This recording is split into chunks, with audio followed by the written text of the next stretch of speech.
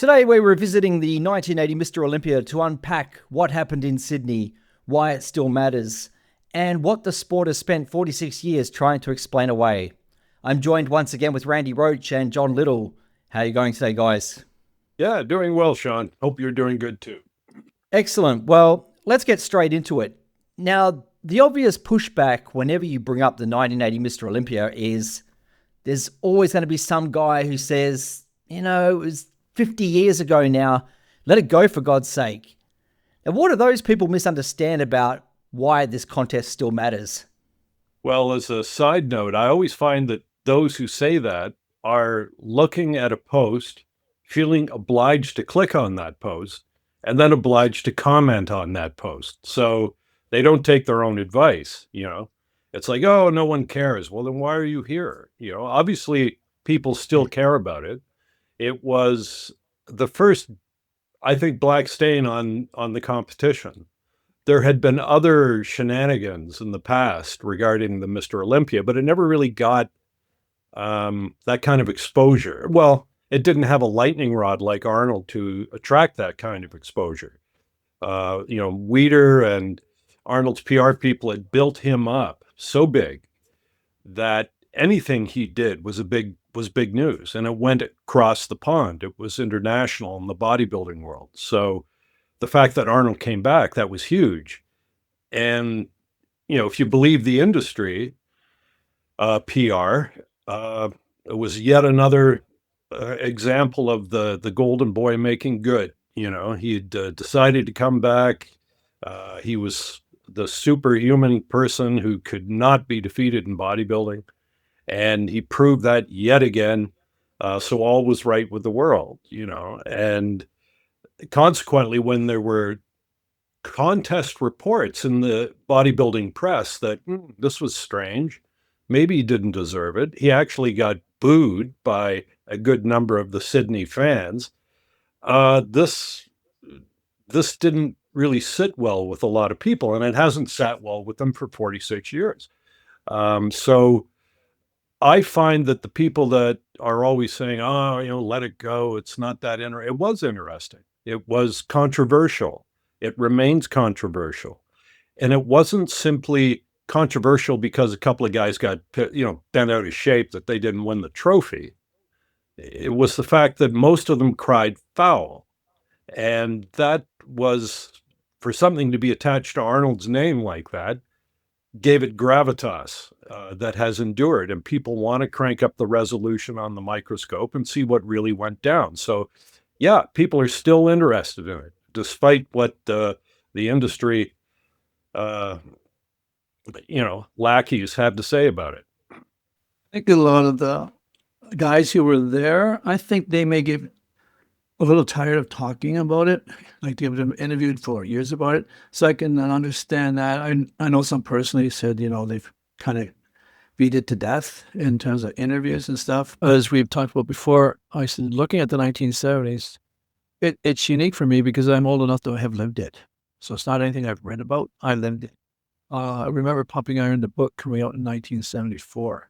1976, they already had Stay Hungry with Arnold Schwarzenegger, starring with Sally Field and Jeff Bridges, R.G. Armstrong. These are pretty big names at the time for in the movies. The same year, George Butler, after starting the film Pumping Iron, was able to land Frank Zane, Ed Corney, and Arnold Schwarzenegger in the Whitney Museum of Art and Culture in New York, where he had them posing in front of a panel of academics, which is a big jump forward for competitive bodybuilders. So following in 1977, we had the release of Pumping Iron, the movie, and this thing just took off. In the same year, ABC started filming Mr. Olympia. They filmed in 1977, 1978. CBS was so impressed they outbid ABC to grab it for 1979 through 81. And actually, CBS filmed the Mr. Universe, the World Championships, IFBB, in late 78. That's where we saw Mike Mentzer get his perfect 300 score. Lou Ferrigno, another star of Pumping Iron, he broke out to do The Incredible Hulk, which was a very exciting season for young bodybuilders to see Lou playing the Hulk from 78, I think, to 82. Frank Zane, who won the Mr. Olympia from 1977 through 79, I would think he was their best look to introduce to the mainstream public at the time. Because, he's 5'9", he weighed 190 pounds. He had a very classical look. He wasn't overbearing and intimidating like, say, Arnold Schwarzenegger would be. He looked great. He had Hollywood good looks. He'd be smart, articulate. He was just a great step forward compared to the way bodybuilding was portrayed previous years. As I mentioned, the cartoony, campy, roller derby stigma type deal. So it was, I say, the apex or the glory years of modern bodybuilding was that late 70s, even through part of the 80s, regardless of what happened in 1980. But it was the best environment leading up to 1980. I think those late 1970s with all those. If Ken Sprague, his big Mr. America extravaganza, the parade he had with he had CBS filming it. I think he was on 60 Minutes. But big parade. So I think he was only second to the Rose Bowl in size. Bodybuilders riding on elephants, the whole damn thing. It's it's quite the ordeal. So all this stuff was happening, and for me at that age, I thought this is great because it was showing up on TV. There, bodybuilding was starting to be taken seriously, and Arnold came and shit on it in a big way. And like what he did in front of a major television network, and they caught it all. I asked the question in the prologue: did he and Franco tag along derail permanently or temporarily the potential glory years of bodybuilding? So it's always going to be significant. I can understand people getting tired of talking about it all the time, but it'll always be a crucial point in bodybuilding history. So maybe more people like that era more than they like this modern era. What do you think the most persistent misconceptions surrounding the 1980 Mr. Olympia is? Like, beyond the controversies themselves, what kinds of distorted narratives continue to shape people's understanding of what happened? Why he came back. Why Arnold came back. That's what I would think. What about you, John? I was just going to say it's a good question. It's hard to put my finger on what the most enduring controversy would be for that, or misconception. People, you go back and you'll see, if you go back 10, 15 years, it was especially, I think, when Lemur was writing it, a lot of people thought Arnold came back because Grant made him come back. And I think that's one of the misconceptions, is that why he came back. Now, he was forced to come back, right? That was pretty popular belief, I'd say, for at least 15 years, because I started looking at this 16, 17 years ago. Yeah. And it's, it's probably a misconception that Paul Grant forced Arnold to come back. So that's all I could think of for a misconception for. There's probably more. I just haven't really. One of the biggest misconceptions that springs to my mind is perhaps the belief that Mike Mentzer was robbed in 1980 and deserved the win.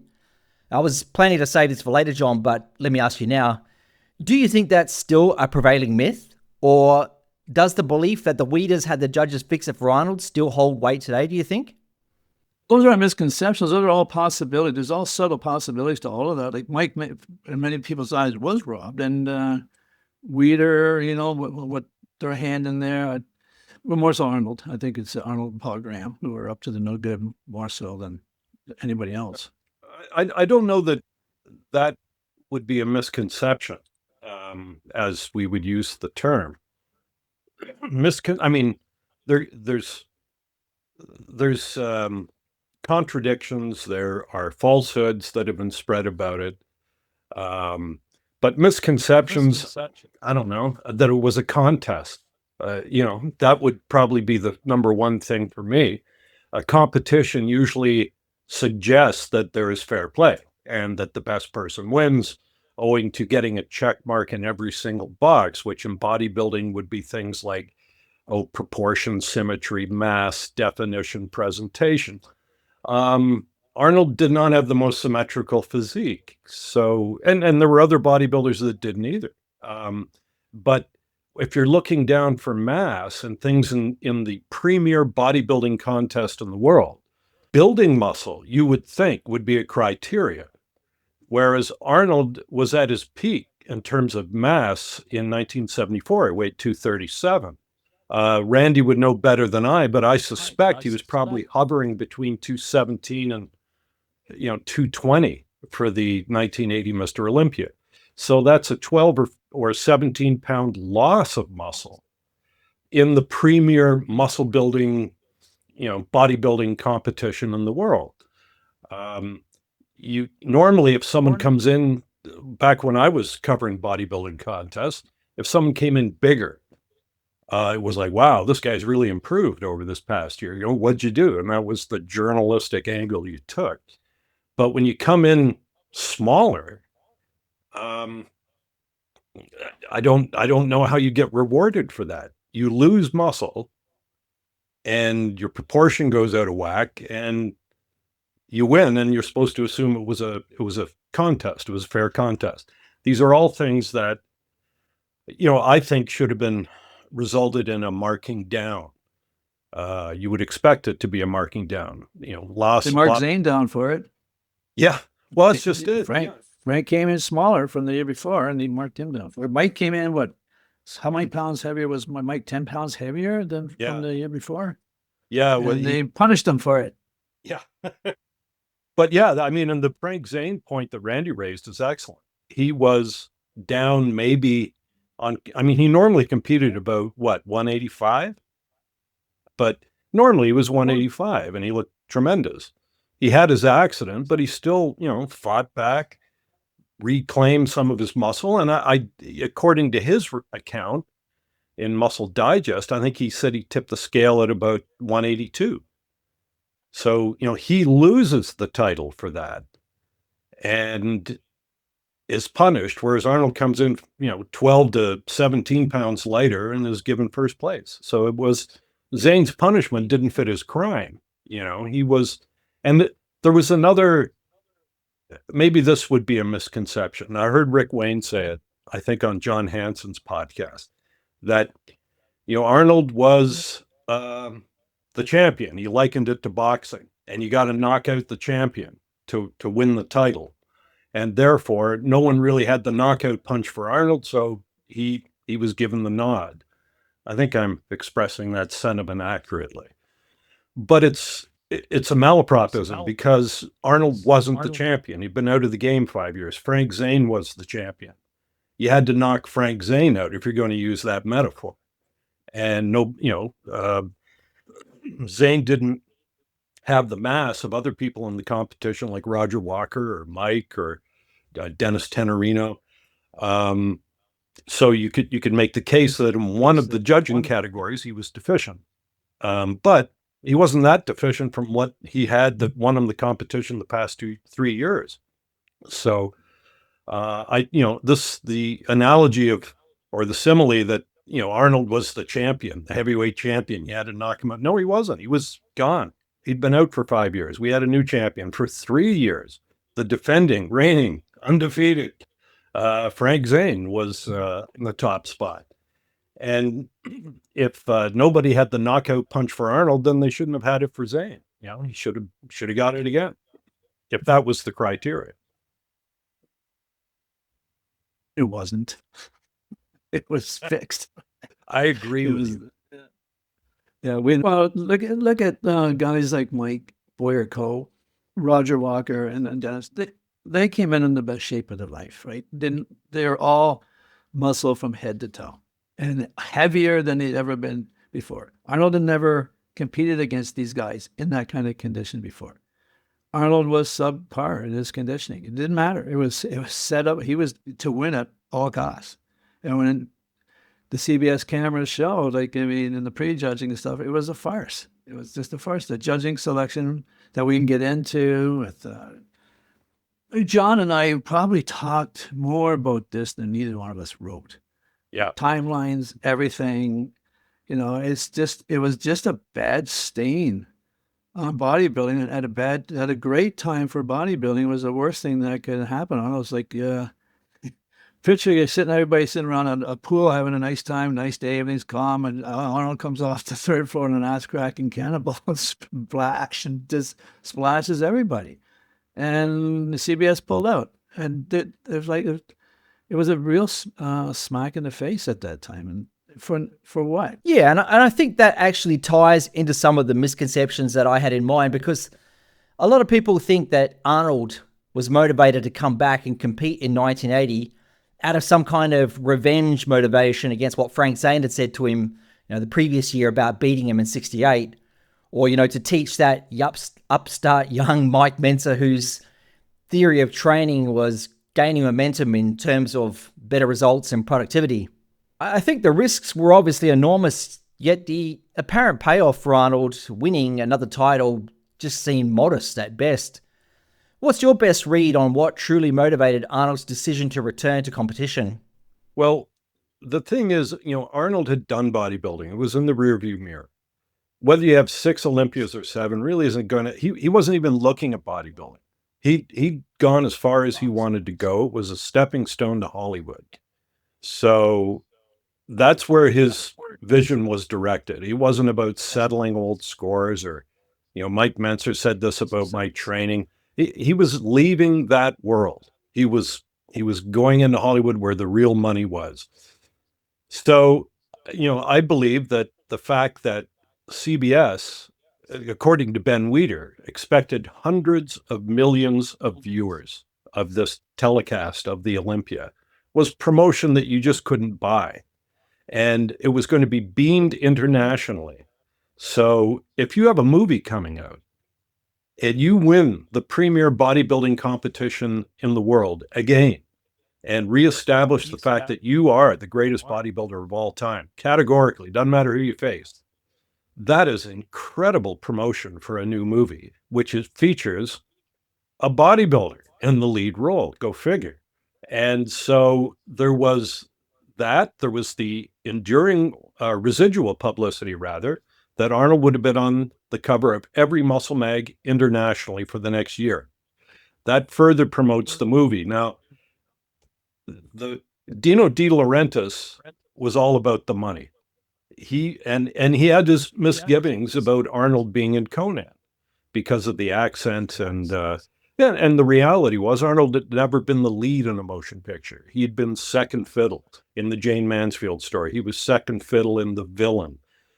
He had, a couple of guest spots one on Streets of San Francisco where he played a bad guy, and another one, I can't even remember the name of it. I think it aired once and it was never shown again. So then this is after he won the Golden Globe. So, you would think the brass ring was swinging his way after he won the Golden Globe for Stay Hungry.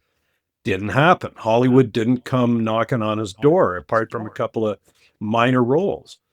So he had to go to De Laurentiis and say, no other bodybuilder, no other muscular actor in Hollywood can give you what I'm going to give you, which is massive promotion. Hundreds of millions of viewers on this TV show where I can talk it up. I can talk up the movie. Articles in the leading bodybuilding publications internationally are going to cover this. That's going to cause people to buy tickets to go and see the film.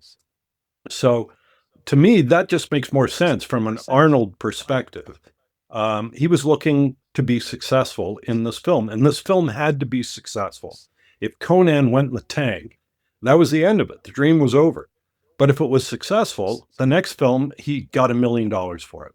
And that always, resonated with Arnold. It was money and success and ultimately power when you get into politics. So I believe that he just viewed this as a wonderful opportunity. And fortunately, for the first time since Essen, Germany, it was out of the United States. Not every bodybuilding magazine could afford to send journalists to cover it. So, and it was run by his good friend, Paul Graham. So it was, everything, all the ducks were in order. It was out of town. By the time the North American audience caught wind of it, it was already rearview mirror news. He'd won again, and now he was on making his movies. I don't believe it had anything to do with teaching Mike Mentzer a lesson. That's too petty a motive for him. He didn't like Mike, but that's just he didn't like Mike. But I mean, the reality, if you wanted to shut Mike up, you just say, how many Olympias have you won? Because Arnold had 6 at that point. At that time, it was the most Olympia wins of anyone. You can dispute some of those ones, but nevertheless, he was the most recognized bodybuilder on the face of the earth. Same with Frank Zane. Frank Zane beat him in 68. Yeah, well, what have he done since? I mean, Arnold trounced Zane and several other Olympians. So it was that as a motive to me is very weak for a guy who wants to go to Hollywood. But hey, first I gotta right this impertinence that I feel I've suffered. He was beyond that. There had to be something in it for him of a much bigger nature than just settling a score with two bodybuilders who nobody really knew about apart from the bodybuilding world. Timeline's good here too. When did Pressman sell to Dino? 1979, correct? The I rights to believe Conan? that's right. Yeah. And Dino didn't like, and the director at that time did not like Arnold for the part. I don't think Dino was crazy, so Arnold was a little bit concerned there. And the fact that Paul Graham gets the 19 Mr. Olympia, he doesn't get the 19 Mr. Olympia, 80 Mr. Olympia without Arnold Schwarzenegger, because Wendy Millay told me, remember, Arnold was the IFBB chairman of the pro committee. He was co-promoter with Jim Lorimer. Lorimer wanted the 1980 Mr. Olympia. Arnold resigns his IFBB pro committee position, so he's up to something. Graham, suddenly he runs the, Sean, you sent me the 1979 IFBB Pro Universe, which was about October. That would be about the time, asked Wayne, that Graham would have been negotiating the 1980 Mr. Olympia with the Weeders. So the timing's really good here for Arnold's thinking about something. He's got something up his sleeve that he's setting up Paul Graham to get this Mr. Olympia in 1980. Him resigning his IFBB chairmanship. That's when Wayne took over. So why would he do that? So he's got something on his mind, and it's having to do with probably I think Ben wrote in one of the Congress reports, I'm probably exaggerating, 750 million viewers of CBS. Arnold saw the publicity. Remember the year before in Acapulco, CBS was there interviewing Mike. John and I were old enough to see it. I was about 19 at the time. What were you, 17, John, in 1978 when Mike was? I watched it. Yeah. And Mike looked fantastic, and he sounded fantastic. He's good-looking guy, smart, and the popularity of bodybuilding. Arnold saw how much it was becoming more popular, and I think, John's right. I think he wanted to ride that publicity wave, and to even the fact that if he wasn't on all the magazines, it's going to be on CBS Sports Spectacular. It was international, and his face was going to be seen all over the world if he had won that competition. And he was just he's setting up all his ducks, and the last one was going to be whether he thought he could win, which would be down to the last days or weeks before the contest, before he would surface and say, I'm going in, right? Everything had to be right. And as Bill Pearl would say, you had to make sure all the right judges were in, and we'll be getting into that too. So I agree with John 100%. In the book I wrote, I didn't really, I just asked, was it promotion for Conan? Was it to teach young Mike Mentzer a lesson? Was it to come back because Paul Graham wanted to come back? I didn't answer that question. And in one of the podcasts I was listening to, I did with Tomas, I did go over into that area, and I thought, why did I say that? Because I don't really believe that. It was when I'm talking with John, working with John on his new book, that we really look close, and it makes total sense. Because even Weeder probably might have had his hand in there with the Conan supplements. There's a lot of money to be made off here on different avenues, right? Yeah. So a lot of people. Go ahead, John. No, I was just going to say, to your point, Randy, about seeing, the 78 universe and the exposure that brought. Prior to the 78 universe, Mike wasn't on anybody's radar, really. But because of the CBS exposure of that competition, they did a 30-minute sports spectacular profile on him. And it led to a 3-book deal, a poster deal. He went, he was on all the talk shows like Mike Douglas, Merv Griffin, just from that one competition. Now, that competition is nowhere near the status that the Mr. Olympia was. So it stood to reason that if you want exposure and all the good things that can come from that, the 78 universe and what Mike Mentzer got out of it was, a pretty good template to use going forward. Sure. I doubt very much. Arnold, if that was 1974, 75, Arnold wouldn't have come back for that. The platform just wasn't there for publicity like it was in 1980. Even Frank Zane in 1979, again, Sports Spectacular, liked what they saw in Acapulco with Mike Mentzer. He just looked, the whole presentation was great.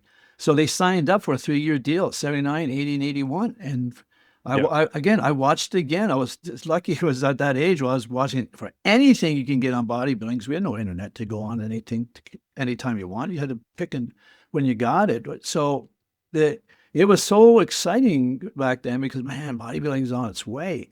It's so popular now. And even Frank Zane had a different look. Mike, these were young, good-looking guys who were very articulate. And that's the significance of Arnold coming in 1980 and just crapping on the whole thing.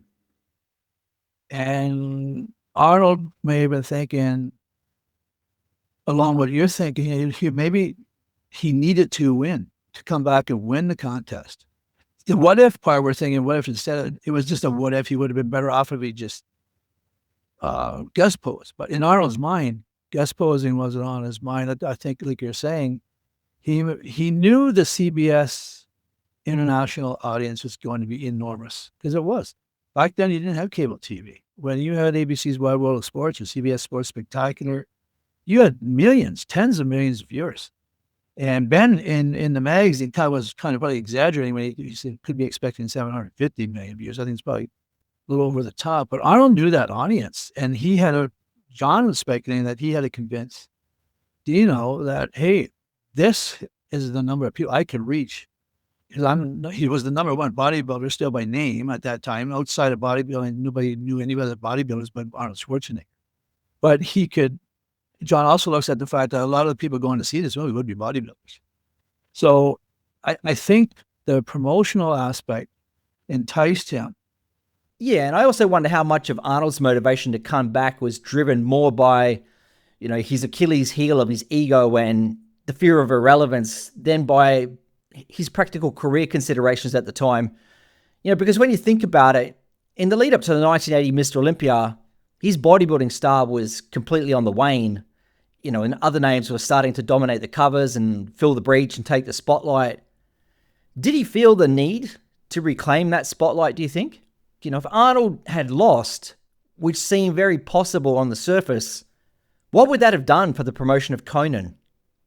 I think, John, you said it correctly earlier that Arnold was kind of leaving that. He wanted in the movies bad.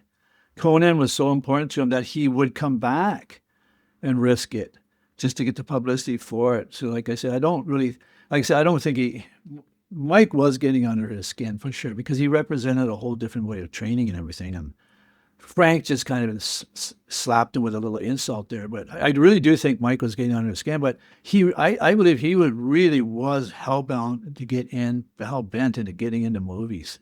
And more so than reestablished. There was nothing more for him to do in bodybuilding, and it's going to be like the step backwards. So I get that he wanted to get into movies, but I don't see how competing in another bodybuilding competition for the 7th run at an Olympia would actually help him with that. Like we were saying, the publicity, they said that the huge viewership of CBS Sports Spectacular was in the tens of millions of people when I would see Arnold Schwarzenegger, see his face again. I think that's all he was after. Yeah. But, again, I could be wrong. But I would add to that as well that, again, everything was riding on Conan. If he got and the movie went in the tank, that was the end of it.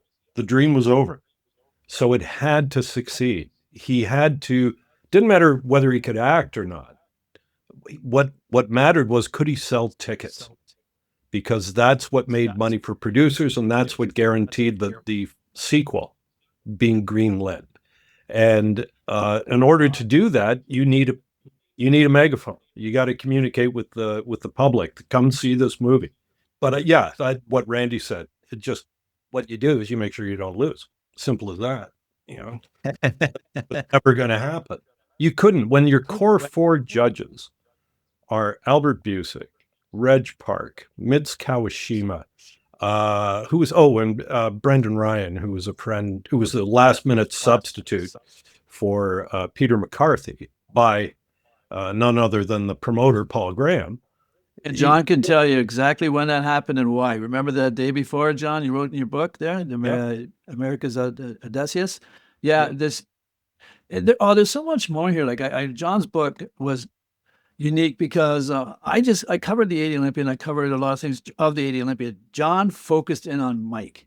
And with that, he dialed into Mike's career. And in 1979 is just blew me away. I had to read through it again to think, oh, like it's unbelievable. And then I also missed that day before I knew I talked with Peter McCarthy, and I knew he believed he was replaced by Brendan Ryan, but reading John's book, you found out exactly when and why. And that was the day before the contest when Jacques Laurent and Dan Howard told Arnold, man, you're not in good shape.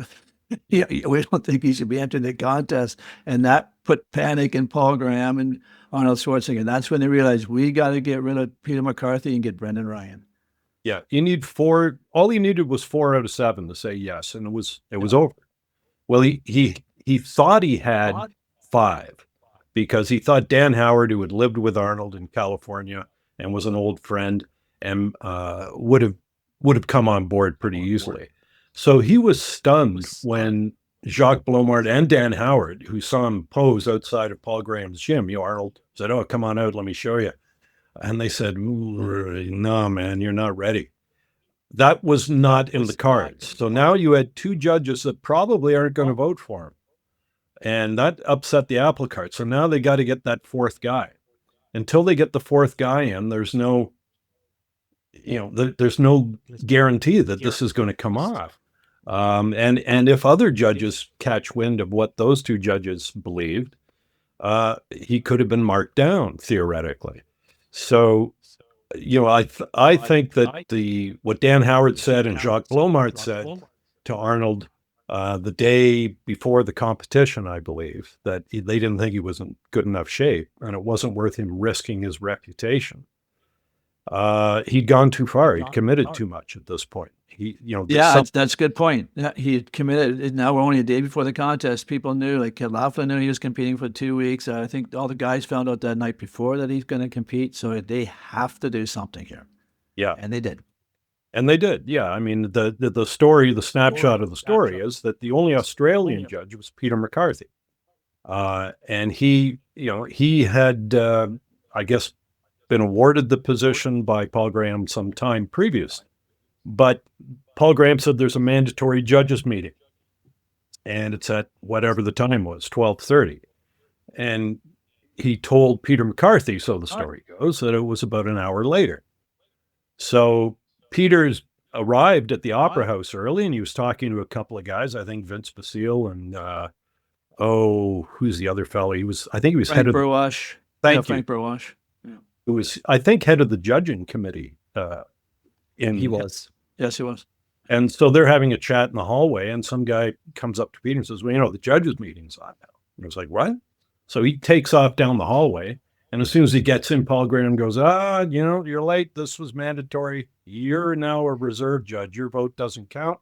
And this fellow, Brendan Ryan, who just happened to be a good friend of Arnold's and will go on to give him perfect scores in every round that he's in, is your replacement. So now he had his 4 judges again. So that was looked after. All Arnold had to do was be in decent shape for the CBS crew, so he didn't look completely out of place on stage. And it was a win. He had 4 of the 7 judges already. There was no way that Mitz Kawashima was going to vote against him because he just entered into the Mr. Hawaiian Islands competition partnership with Arnold, which would go on for another 30 years. Reg Park, he was, everyone knows the history of Arnold and Reg. Arnold, it wasn't a one-way street either. I mean, Reg was Arnold's hero, but Arnold was also, because of his profile in the industry, bringing Reg out to events. He had him, hosting or emceeing the 75 Mr. Olympia. He had him guest pose at the 1980 Mr. Olympia, or rather Paul Graham did. So it was a chance to relive the glory. It was good. Albert Busick was the one who discovered Arnold in Germany and brought him to the attention of Joe Weider and told everyone who would listen that he was the greatest bodybuilder of all time. This is not a guy who's going to go, oh, well, I used to think he was the greatest, but today maybe not. No, he was invested in Arnold. He was on the set of every one of his movies. These guys were 2 peas in a pod. And as in Randy's book, he had Boyer Coe quoted as saying that, or maybe that was from John Ferris, I can't remember, but Albert came up to Boyer after the competition and said, "Oh, I would have liked to have voted for you, but Arnold's a friend. You know how it is." Well, Boyer told that to me. Yeah. That's a quote from Boyer to me.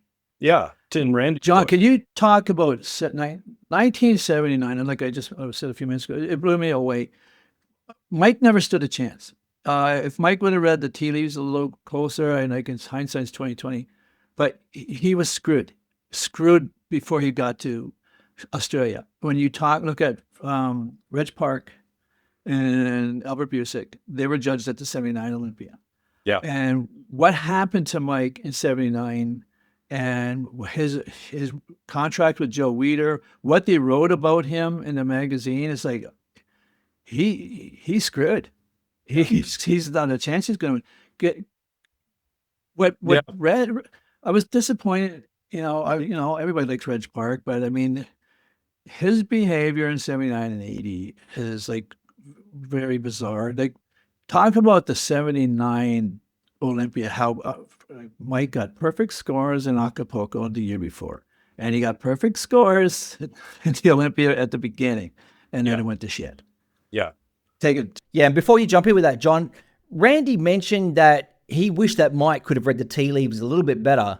I remember Robbie Robinson telling Frank Zane that the reason he wasn't coming to compete was because that he had heard the contest was already prefixed for Arnold. And a couple of the other competitors had also said the same thing. But how come many of the other competitors, like Mike, for instance, didn't hear that same rumor beforehand? It's a good question. They also didn't fear Arnold either at that point. I don't think they're all too afraid of Arnold. Like, I think Mike almost welcomed it. Sure, I'm not ever going to win the Mr. Olympia. I'm going to beat Arnold Schwarzenegger too. But yeah, for some people, like it's like Robert Kennedy in Muscle Mag International told Greg Zulak in 1981. He told Zulak way before that, Frank was going to win that. It's just almost been out there. It's out there somewhere. It's always like Robbie seemed quite. He wasn't going to compete because he knew Arnold was going to win. What's interesting about that is Frank Zane wrote about that, and it was at the Ms. Olympia, the inaugural Miss Olympia contest in Philadelphia in 1980 in August. And Frank and Mike and Boyer and a few other bodybuilders were giving seminars that weekend.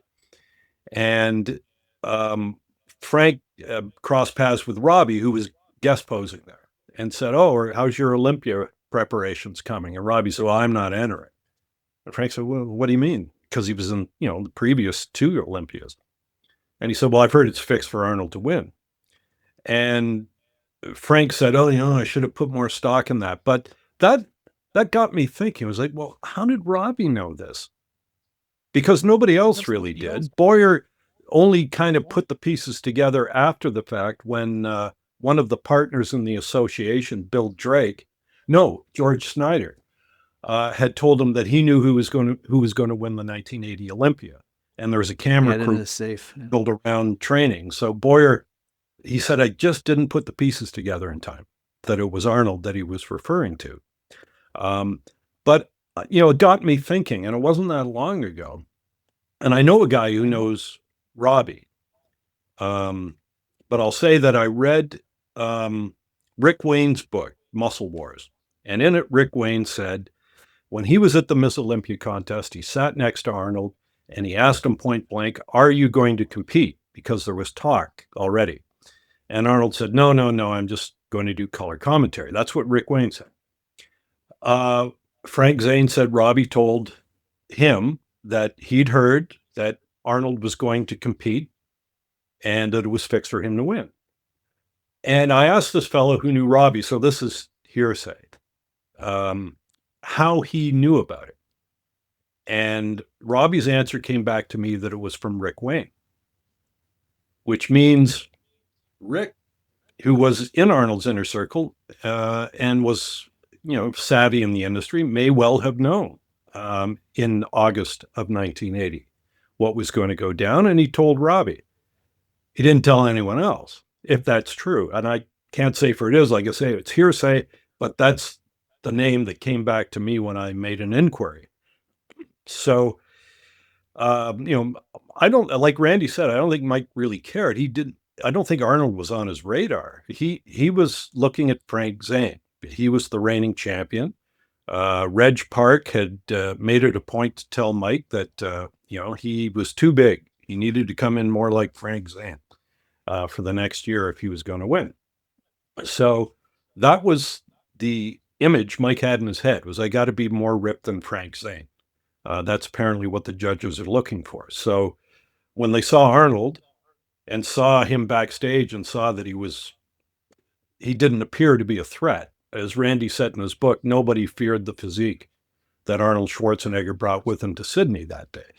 And I think that's true. None of the bodybuilders who have been interviewed since said, oh man, Arnold was, as soon as I saw him, I knew it was over. There wasn't a hint of that. And not really. I mean, on that point, I just wanted to say that the word had been out since August that Arnold was going to compete. This was not, a last minute decision on Arnold's part by any means. See, that's part of the mythology.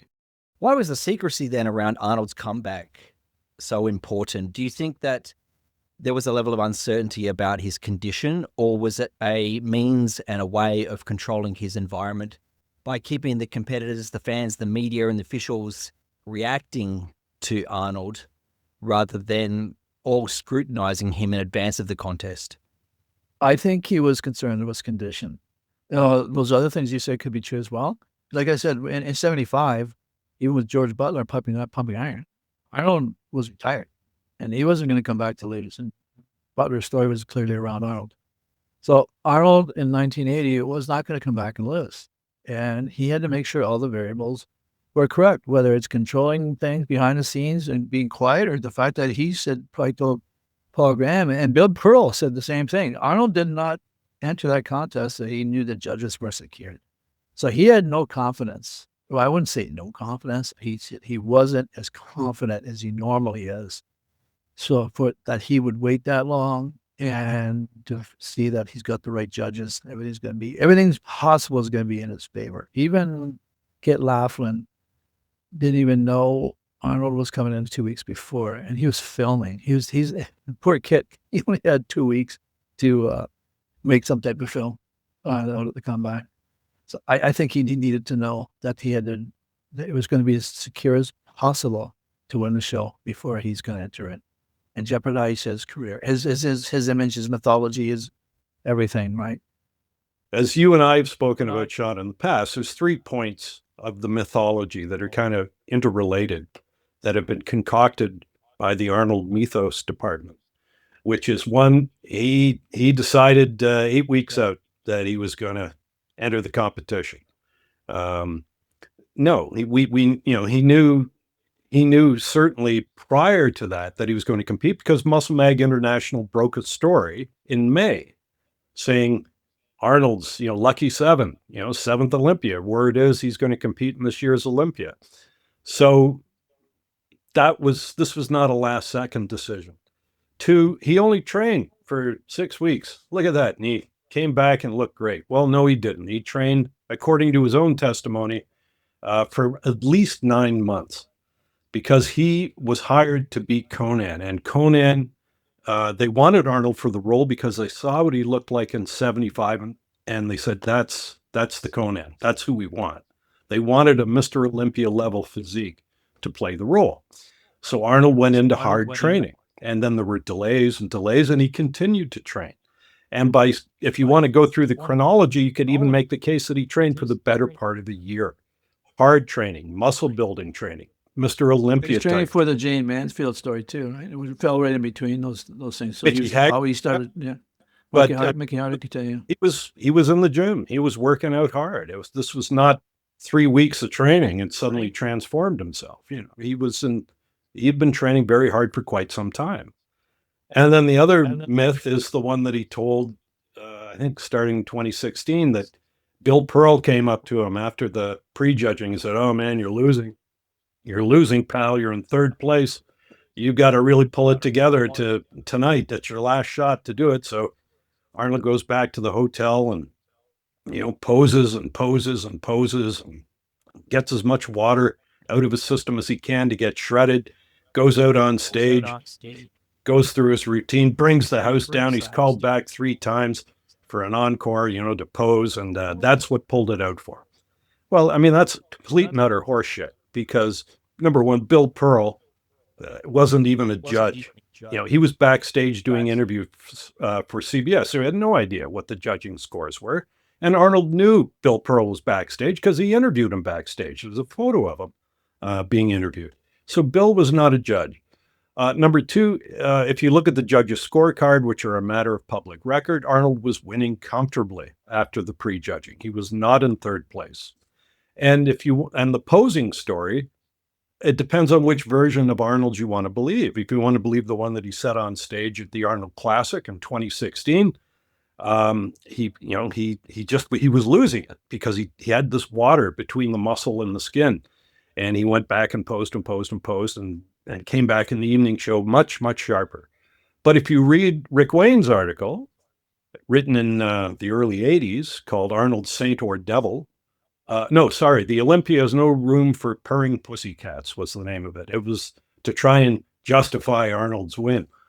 Arnold said that his ankles were swollen and he had the water problem when he got off the plane in Australia the night before. So then he went to his room and posed, collapsed exhausted onto his bed. And then the next day he came out in fine shape. So which is it? Was it between the prejudging and the finals, or was it when you got off the plane? Because you're on record saying 2 different things. I always say this, but it's really funny with these guys because, we can't fault them for not predicting the internet. But when you have someone like Arnold who just continues to make shit up like he did in that 2016 Bill Pearl story, you got to wonder why. Do you honestly have amnesia about all these things after talking so much shit over the years, or do you just keep assuming that no one's ever going to call you out on your stories? I was going to say, he either doesn't talk about the 80 Olympia or he lies about it. So it seems. Because again, the things he has spoken about are, only trained a handful of weeks. Everyone else trained a year. False. I only decided a week or 2 out to compete. False. Was losing after the prejudging and had to go and, into my bag of tricks to pull it out in the evening final. False. Or like in the Netflix docuseries, it's not addressed. It never happened. And normally the comeback story is the story. You think boxing, to use that analogy again, you've got, George Foreman coming back at age 45, winning the heavyweight championship of the world. That's the story. The fact that he was a heavyweight champion earlier, that's cool, but that's not that unique. What the story is a guy at 45 came back, won the heavyweight championship of the world. Arnold, if everything's on the up and up, comes out of a 5-year retirement, wins the Mr. Olympia, the premier bodybuilding contest in the world. This is news. This is a big comeback story. This is another brick in the wall of his legacy. It's not even talked about on the Netflix special. It never happened. And it's not, to me, it's just bizarre that whole thing is kind of pushed to the side. Don't want to talk about it. But hey, if you push me to talk about it, let me tell you a story. I looked like the Michelin Man after the prejudging, and I went, back to the hotel and posed, and suddenly I was ripped, and they couldn't deny me the title. It's like, if you want to talk about it, talk about it, but don't make up stuff about it. Next, I just wanted to address the point about the Netflix special, Randy. Why do you think that Arnold omitted any mention of the 1980 comeback when he was so clear and deliberate in his pacing about every other contest right up until that point? And then suddenly, when he could have reframed things and just spun some bullshit story like he's done in the past, he completely omits it instead. Why do you think he did that? Because it was such bullshit. He can't. It was such a controversy and such a stain on the sport. I think he just wish it could go away. He just doesn't want to deal with it. So I wasn't surprised that he didn't say anything about it. He just didn't want to. He just doesn't want to talk about it because he knows what he did. He knows what he did, and what he did was not good for the sport at all. It just blows me away. The contests have been fixed forever. Not all of them, but going back. over the years, but to do what they did right in front of a major television network camera is just unbelievable what they would try to pull off. And he does not want to talk about that. I don't blame him. Yeah, I think it's funny that despite that we have both your books, John's adds new detail and texture regarding the 80 Olympia, and Randy's is pretty much the inexhaustive account of the contest and its fallout. But still, if you look at any Instagram feed or forum discussion, even today, many people will still side with Arnold and say that it's as clear as day that he won. And even Arnold said back then, like when all this controversy and furor was at its peak, he said that time's going to pass and everyone was going to forget about this. And at the end of the day, I'll still have won 7 Olympias. Now, Arnold has such a great read on people, but do you think that those saying move on and forget about the whole thing are basically fulfilling that same premise and prophecy of Arnold's? His saving grace is that CBS, the footage disappeared, right? Yeah. So he didn't want that out there. So now what he said was probably true. Go ahead, John. No, I'm sorry. I didn't mean to interrupt. Well, Arnold knew bodybuilding. And he knew the bodybuilding market, and he knew the audience, and he knew that they believe whatever they're told. So if all you say is Arnold Schwarzenegger, 7-time Mr. Olympia, article after article after article for a period of time, that's the reality. And it's also one of the reasons why you hear his fans say, why are you talking about this? Why are you bringing it up again? Because it was swept under the rug, there was no... I'm at a loss as to this whole attitude that don't talk about it, blah blah blah, and it's crazy. I mean, you could, and it's, as Randy said, it's not the first time. I mean, Arnold competed against nobody in, what was it, 72 or 71? 71, yeah. They won. Yay, Mr. Olympia beat nobody. But it's one of the 7 titles he's won. A competition against nobody. And he won it. So it's pretty hard to lose. For people to say he was a clear winner, it's ridiculous. Because I remember when I could see back in 1980, and I looked at his pictures, and I thought, where's his legs?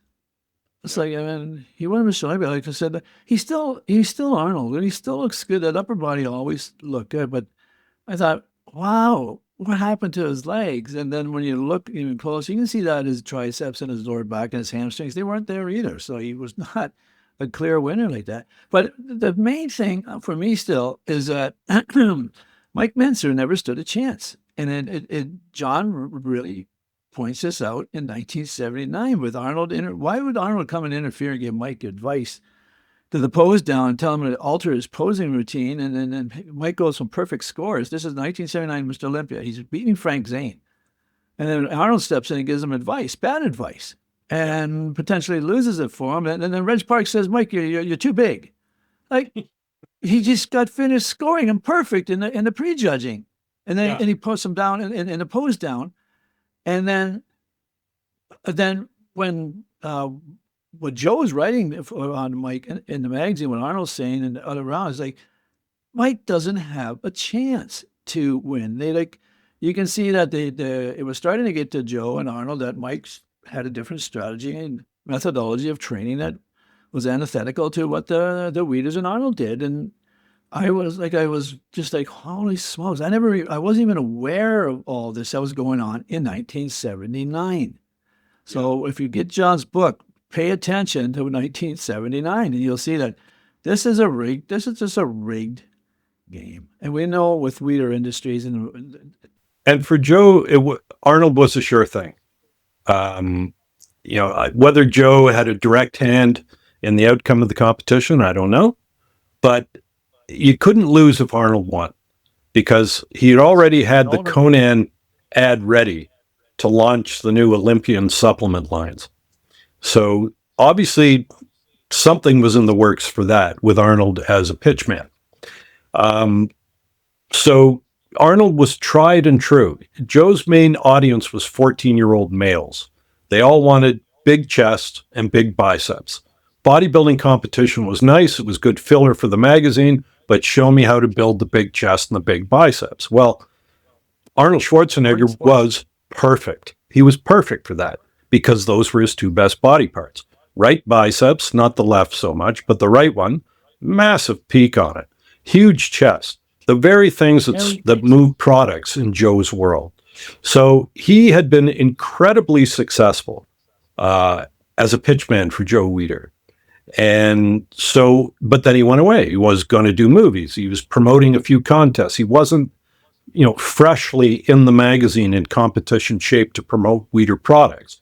So, with the chance of Arnold coming back, you had a bird in the hand versus two in the bush. Frank Zane was a great physique. We would look at him as, the perfect bridge to mainstream acceptance because he wasn't, superhero muscles. He had this great physique.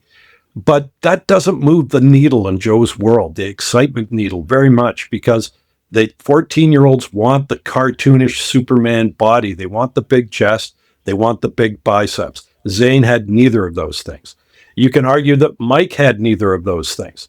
Mike had tremendous triceps, but the biceps, the money muscle, So, and I think Joe probably had it in his mind that, okay, Arnold won. I'm going to sell some more product. The judges who are also distributors of Weider products in their respective countries are going to benefit. But then there's, next year, the year after, Mike, you can, you'll do well, you'll win. And that was kind of the thought. But I don't even know. I think the problem with Mike was that he was a, black and white morality kind of guy. And he didn't want any part of it, which made him a bit of a loose cannon and a liability to Joe thereafter. So if you look at the trajectory of Arnold, he wins the Olympia, becomes phenomenally successful in movies, gets into politics, owns a piece of Weider's magazine, then becomes like their chief editorial consultant on Muscle and Fitness, the premier magazine. So it was Arnold's method, Arnold's method, Arnold's method, thereafter. So if you want to, view the Mentzer Schwarzenegger wars, Arnold won the battle. But something very interesting on that front is that Bill Reynolds co-wrote Arnold's Encyclopedia. Well, he wrote it. He ghost wrote it. Arnold's Encyclopedia. And that was the enshrinement. That was the canon of the Weider system, the Arnold system, the high volume system. And it was, many people have referred to it as the Bible of bodybuilding, and it came out in, I think, 83, maybe. And it sold and it sold and it sold and it sold. And people, used it to go to the gym and copy the programs. But then I think around 2015, 2016, you can Google it. Bill Dobbins wrote an article saying why they had to rewrite the encyclopedia, because a new edition came out in the 90s, I believe. And he said because the bodybuilders were bigger, but they were training with less volume, less frequency, more intensity. What does that sound like? Sounds very much like what Mike was espousing, throughout his career. And he even quotes Mike Mentzer in the article that, which basically saying that the encyclopedia had to be modified a little bit to reflect the scientific reality of exercise. So yeah, Mike lost the battle for sure, but he may well have won the war. I just said it's unfortunate Mike didn't live to see that kind of shift in that Bill Dobbins to come out and say that. Didn't he put Platts on the front of that cover? Tom Platts went on the front of the second edition. No, this was the encyclopedia. This is not Pumping Iron. This is the It's the second Pumping Iron that Tom went on, wasn't it? Yeah. Yeah, I don't think I ever read through the Arnold's. I had it as an encyclopedia, but I don't think I ever read it. I was more into Mike Mentzer back in at that time in the early 80s and stuff. So I don't think I've gone through parts of it when I was writing the books, but I don't think I read through the whole thing. Yeah, they should rename it How Not to Make Progress in Bodybuilding if they ever wanted to do a third edition release. John, I just wanted to get your take, but in your assessment, did you think that Mike thought that he could win the title or that he even deserved it? Yeah, for sure. I think everyone who competed in it thought they could win it. You wouldn't show up if you didn't think you could win. But no, Mike was convinced, and he pulled out all the stops to do what he could to give the judges what he had been led to believe they were looking for, which was a more ripped physique. Normally, he would start his dieting like 8 weeks before a contest. He started 7 months before the contest, and he increased his aerobic activity, reduced his calories to a ridiculously low level, 500 a day, for a month or so, because he had been led to believe from Reg Park that that's what the judges are looking for. You got to come in ripped. And with Frank Zane's physique as the standard, I suppose, that was getting the Olympians, that's what he aimed for. But he wanted to be bigger than Zane, but just as ripped as Zane. And so, yeah, he believed he could win because he believed he knew how to deliver to the judges the very thing they were looking for. But so when he lost, I just think it was like someone pulled the rug out from everybody, and they're sitting on the ground going like, okay, did that just happen? And how do you account for it? When you look at what he went through, and I'm sure the other bodybuilders went through the same thing, going up to death's door in terms of depleting your energy, your ATP levels, several times. For what? For a contest that had already been decided, probably before you signed your name on the competitor sheet. Do you think Mike deserved to win? Well, in my opinion, I think Mike had a check mark in every box. I'm not saying perfect, but I think if you want mass, you want definition, you want proportion, you want symmetry, he had that. He had more mass than Frank Zane. So if you're doing a checkbox of the different guys and a check mark in every box, the mass box is left unchecked on Frank. Symmetry and proportion unchecked on Arnold. Roger Walker had mass. I don't know that he had shape and proportion necessarily. And when you look at Chris Dickerson, there's shots of him I've seen where he looks phenomenal, like shredded. So he had the conditioning, he had the definition. He had the presentation, his posing was very elegant and graceful. But if you look at shots of him standing there, I'm seeing proportion issues. I'm seeing some sort of problem with his elbows, which detracts from the athletic. So yeah, I think when you go through it objectively, and it's not just my opinion. I mean, I sort of looked at all of the statements from the bodybuilders that competed and who they had in the top three, and the most consistent name was Mike Mentzer. So, do I think he should have won? Probably, yeah. Could a case be made that the judges were looking for something else that year, and Chris Dickerson embodied that? Maybe. But fifth place, that was a joke. And even people like Jack Neary and Peter McCarthy, the reserve judge, said they believed that Mike had been deliberately marked down. Whether to make Arnold's win that much more impressive in terms of the so-called rival and his rival training approach, that he couldn't even manage, to be second. Well, different judging panel, he probably would have, because you don't, how Reg Park, as an example, and Albert Busick give him a perfect score in 79. He comes in with tighter skin and 10 pounds more muscle, and he's fifth place. It's like, okay, explain that to me. And his performance. Boyer gave the nod to, Boyer told me personally that he gave the nod to Mike. Boyer also said had Roger Walker won, he wouldn't have complained. Boyer himself was in fantastic condition. Yes. He was, at 5'7", he was at 205, 210 pounds. That's massive. Yeah. Massive. And Bill Pearl is on record saying giving it to Boyer. Yeah, he said anybody but Arnold. And Mike never claimed that he should have won. Boyer never claimed he should have won. Nobody claimed they should have won. They all just saying Arnold shouldn't have won. Yeah, I think just- he was a it tough was. guy. What does it matter? Yeah. What's it matter? Clearly, no one else was going to win that contest but Arnold. So how I think I should have placed, don't know. He said he thought, like Mike said, Boyer and Dickerson looked very good in his eyes. Frank Zane told me he thought the competition was between Mike, Boyer, and himself. But none of them had Arnold as a threat in that. No, neither did Peter McCarthy or Peter Hardwick. Peter Hardwick was from New Zealand. He was judging, kind of as a reserve for he was going for his judging credentials with the IFBB, and he just He said Arnold, he didn't have him anywhere close to winning. Neither did McCarthy. Well, and an interesting side story as well is that Brendan Ryan and Paul Graham had been suspended by whatever the federation is in Australia for poor judging or questionable judging, political judging at a previous contest. But Paul Graham went to Ben Weider and somehow or other got Brendan Ryan's thing overturned so he could become a judge.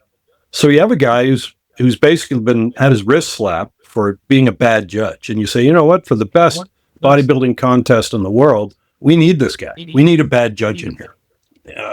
And that's what they got. Yeah, it was his perfect scores across the board for Arnold that really tilted it in favor of him being the impact judge. Well, he placed Brandon Ryan scored correctly just for the wrong guy. He gave Arnold and only Arnold 20 when everybody else was giving 20s and 19s all over the place. Where Brandon, the next guy, got only 19s, and the next third person only got 17. So in a close contest of points, where everybody's getting but 5 or 6 guys might got a 20 or 19, a guy who places the athlete, especially with Arnold and Chris, there could be puts 3 points difference. That's the weight that proper placement carries, right? And Franco Fossi would do that for Franco Colombo the next year. That's right. And the interesting thing, going back to Arnold's story on the stage of the Arnold Classic, where he said, he losing, came back, and it was his posing routine that won him the contest. The reality was the posing round, he lost. He got 3rd place in the posing round.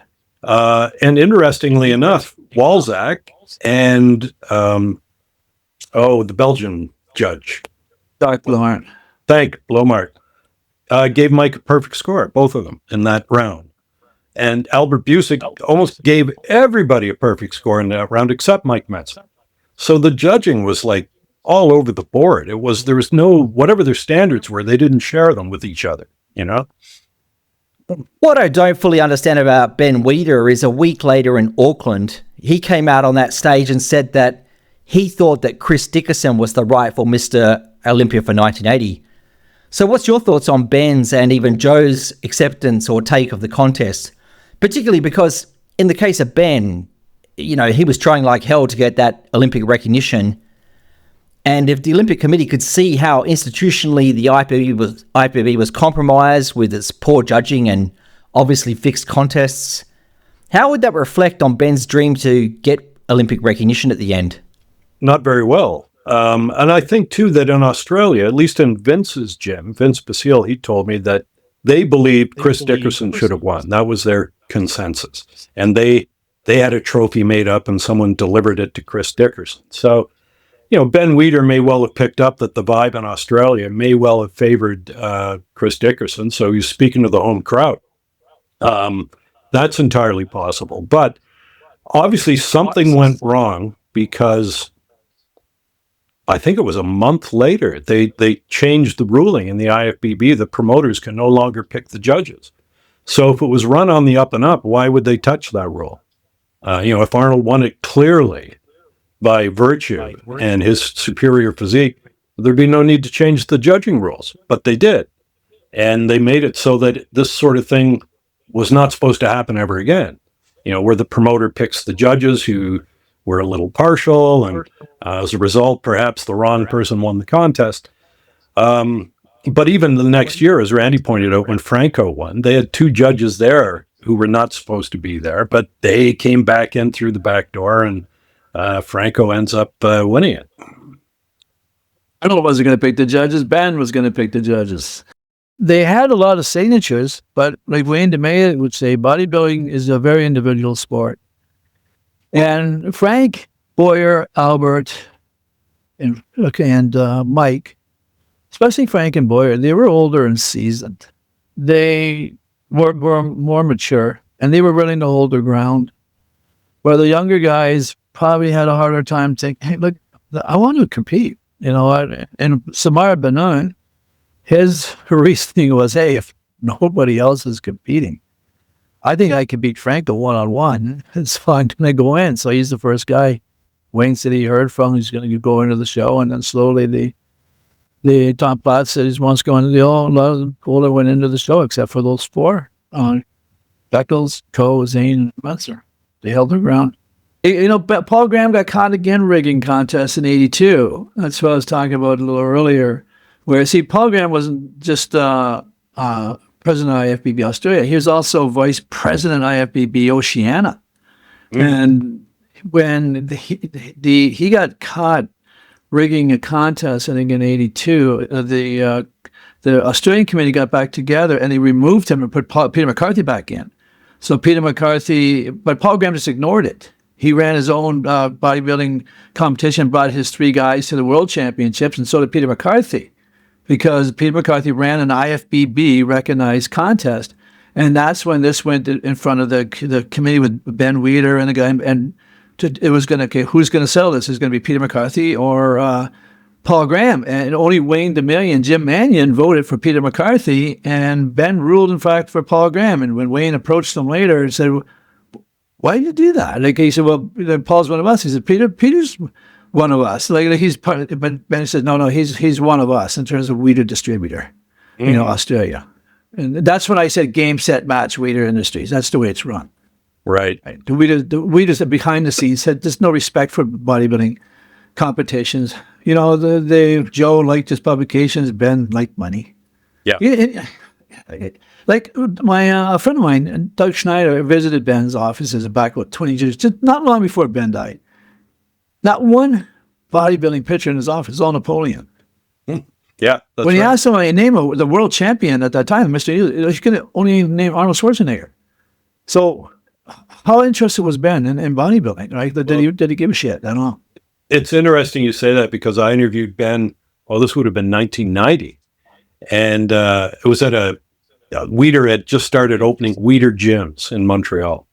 So Joe and Ben were there, and I was talking to Ben, and I thought, well, he's been in the game for, at that point, 55, 60 years.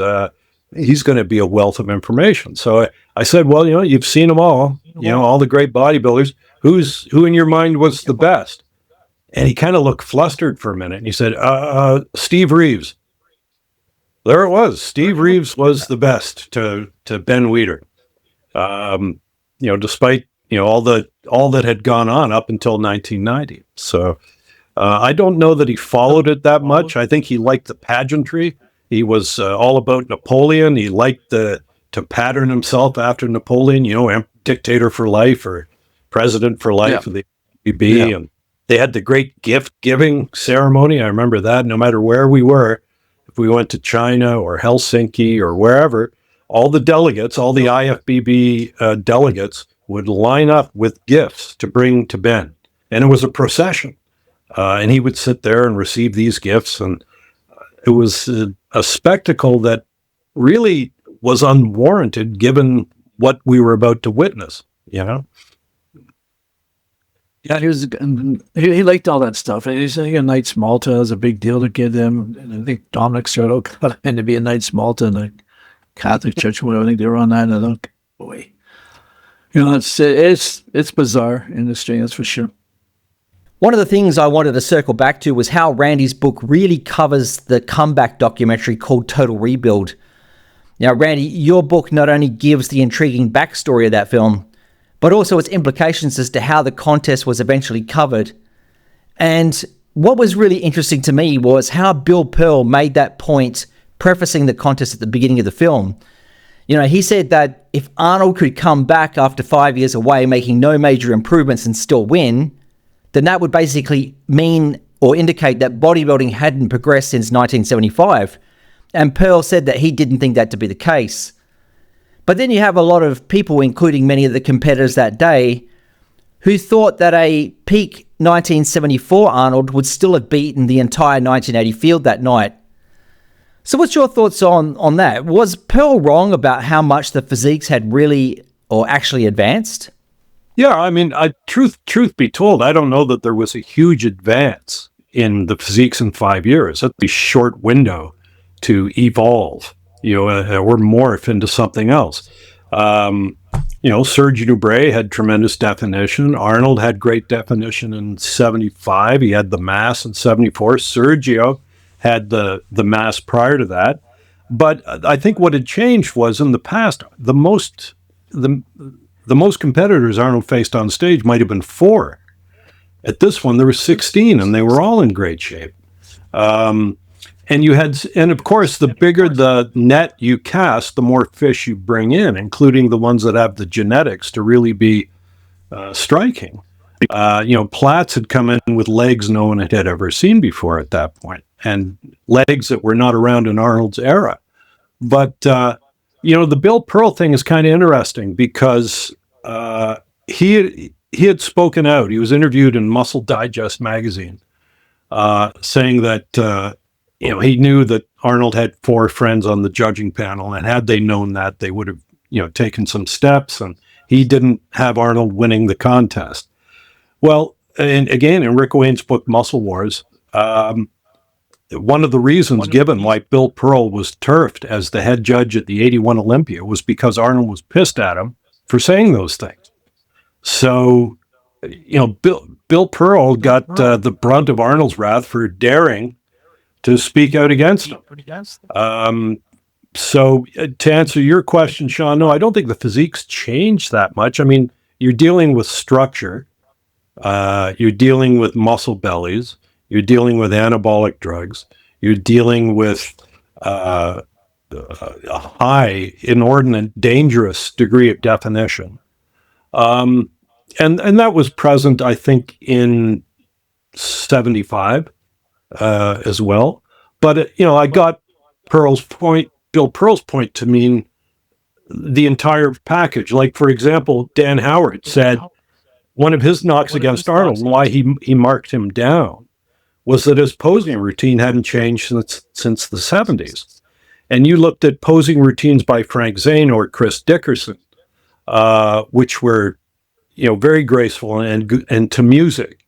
And Arnold was simply doing, right bicep pose any way he could do it, swing it around, from the front, side chest pose. Those were his money poses. And if you compare his posing routine in Pumping Iron to the one in 1980, it wasn't really that much different. So, yeah, in that respect, bodybuilding as a pageant had changed. The presentation of the physiques had changed. But as far as physiology, no, there was no human evolution within that 5-year window. The drugs hadn't really changed yet. That started to change later in the 80s when growth hormone came in. But at the time, it was still Deca and Dianabol and Durabol.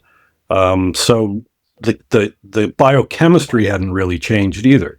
And most people still trained like Arnold did. So the training hadn't really changed either. I see it a little different. Those in 1980, Mike and Boyer and others were they're no real flaws. They're muscled from head to toe, calves, quads, everything. Like I said, Mike was possibly 220, 225, ripped at 5'8". We didn't see that before. And if Boyer Coe, 5'7", 210, ripped from head to toe. Arnold was leaner than he was in 74. He was 17 to 20 pounds lighter. He couldn't take that mass and make it cut. Like Arnold was huge in 74, but he wasn't as cut as he was, or the other athletes were in 1980. So I think the guys I said in the book, I said Arnold had competed against many of those athletes before, but he's never competed them in that kind of condition that they had come to in 1980. I think that's what Bill Pearl was kind of alluding to. So Mentzer to be that big and ripped. The same weight, possibly maybe a few pounds heavier than Arnold in 1980. Where Mike, when he first came back, I think in 77, 78, I think he was only like 190 pounds. Like he put on 25 pounds of muscle and ripped in those few years from right out to 1980. So I think that they had improved to a degree in terms of just proving themselves personally. And then, like I said, muscle from head to toe, where Arnold had no legs. That's a good point, Randy. I hadn't thought about that, but you're right. That does that would support Pearl's claim for sure. Look at Platts the next year. Yeah, Like he was like a surgeon, like unbelievable. And what they did to Danny, Tom, and Roger and Chris the next year was possibly even worse than what happened in 80. Boy was in great shape. Yeah, of course he's a black guy and his calves are no good. So that's what they mark him down. Arnold come with no quad. Franco has no legs at all. That was the the funniest thing in 81. They were telling Winston Robertson, he was saying that Tom Platt's legs were too big. And I think who's the photographer at the time? I said, well, you gave the guy no legs. It's like it was crazy. Like the 80 was clearly fixed. 81 was more like a clusterfuck. It's just a bunch of things with judging and Arnold doing it again. Arnold was interfering again. That's what amazes me, how Arnold just pooped on the whole parade in 1980-81. You think he would dodge a bullet in 80, but he does it again. He gets the show and promotes it in 81, and there he is. Greg Zulak was sitting very close to Bill Drake. And I think it was one of the posing rounds. Arnold sticks his head out and signals for Bill Drake to come back. And next thing you know, Bill Drake's walking behind the judges when Franco's up there posing, saying, look at this guy. This is Mr. Olympia. Look at that back. Look at that.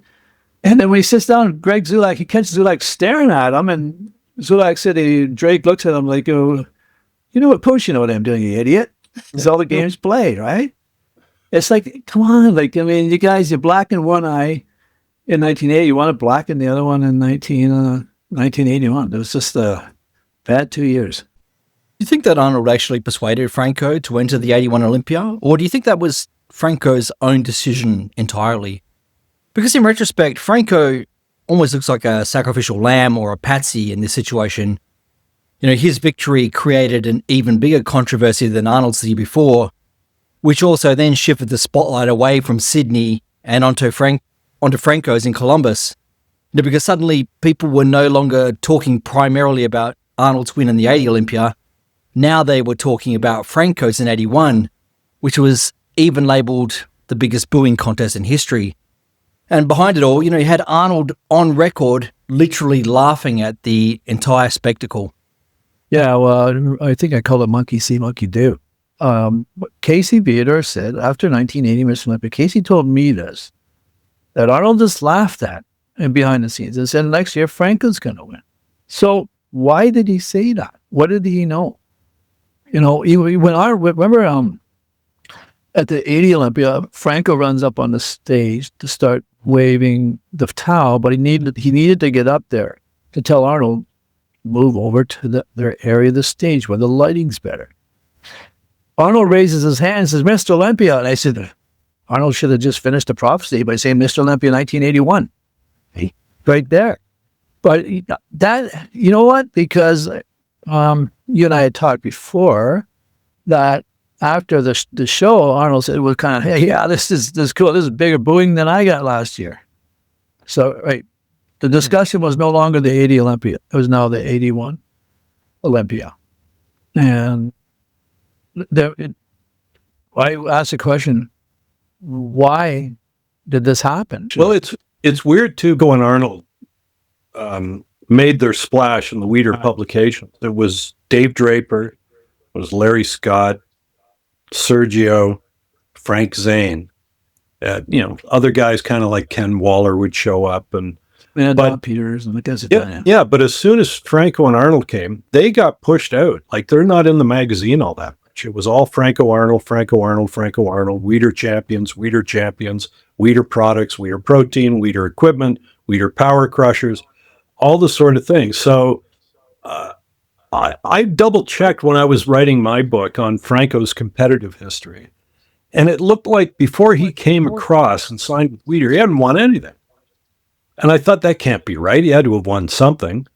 But he lost. I think he placed in a few contests. But once he came over and signed with Joe and started to enter IFBB shows, suddenly he was winning.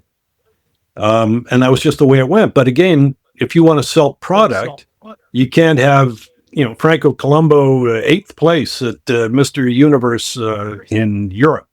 That doesn't sell. Mr. Universe sells.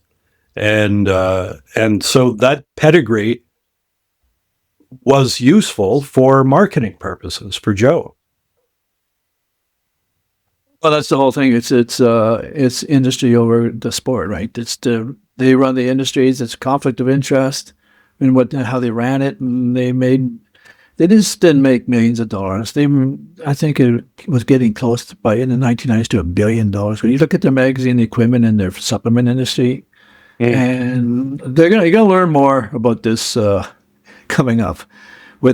Sean's got a little taste of the shenanigans that's going on. It's unbelievable the relationship between Wayne LeMay and the Weiders, and the amount of money that the Weiders eventually started to make. In the 70s, he was changing the masthead on his magazines. I think he's getting bankrupt a few times, but once he bought Alan Dolphin and then restructured their business, right, it just took off. Really took off. And that was the whole thing with the Weiders. Like it was a fiefdom for them. They're a little empire to make money. They don't think they really cared. But a lot of people liked Joe. Personally, a lot of athletes liked him. Even guys who did business with him personally, they liked him. But he clearly was a businessman who loved publications, loved his magazines. And Dan Lurie will tell you, going back to the 1930s, 40s, and Joe would say, when Dan was the one running the shows, and Joe said, well, there's no money in the shows, it's merchandising. This is magazines. He want Dan Lurie on his cover holding his products. So he was just a merchandiser, right? Oh, God. I remember covering a contest in California, and Chris Duffy, who was a heavyweight at the time, dropped backstage, hit the floor, bang, out. And I had a sister-in-law who was diabetic, and the symptoms were very similar to, a lack of glucose. So I asked him, I said, are you on insulin or something that would chew up that? Yes. So I went to a pop machine, got, a full-on Coke and gave it to him, and an ambulance was called, and he was taken to the hospital, Santa Monica Hospital, came back for the evening show, and he still had his hospital bracelet on. So they had to cut that out. He went out on stage. I don't know, he finished third. But as soon as he came off stage, Joe had him pose with a can of Megamass. Like that had something to do with how he looked. And I just remember shaking my head thinking, this guy almost died like 3 hours ago. The same way that Andreas Mentzer almost, did die.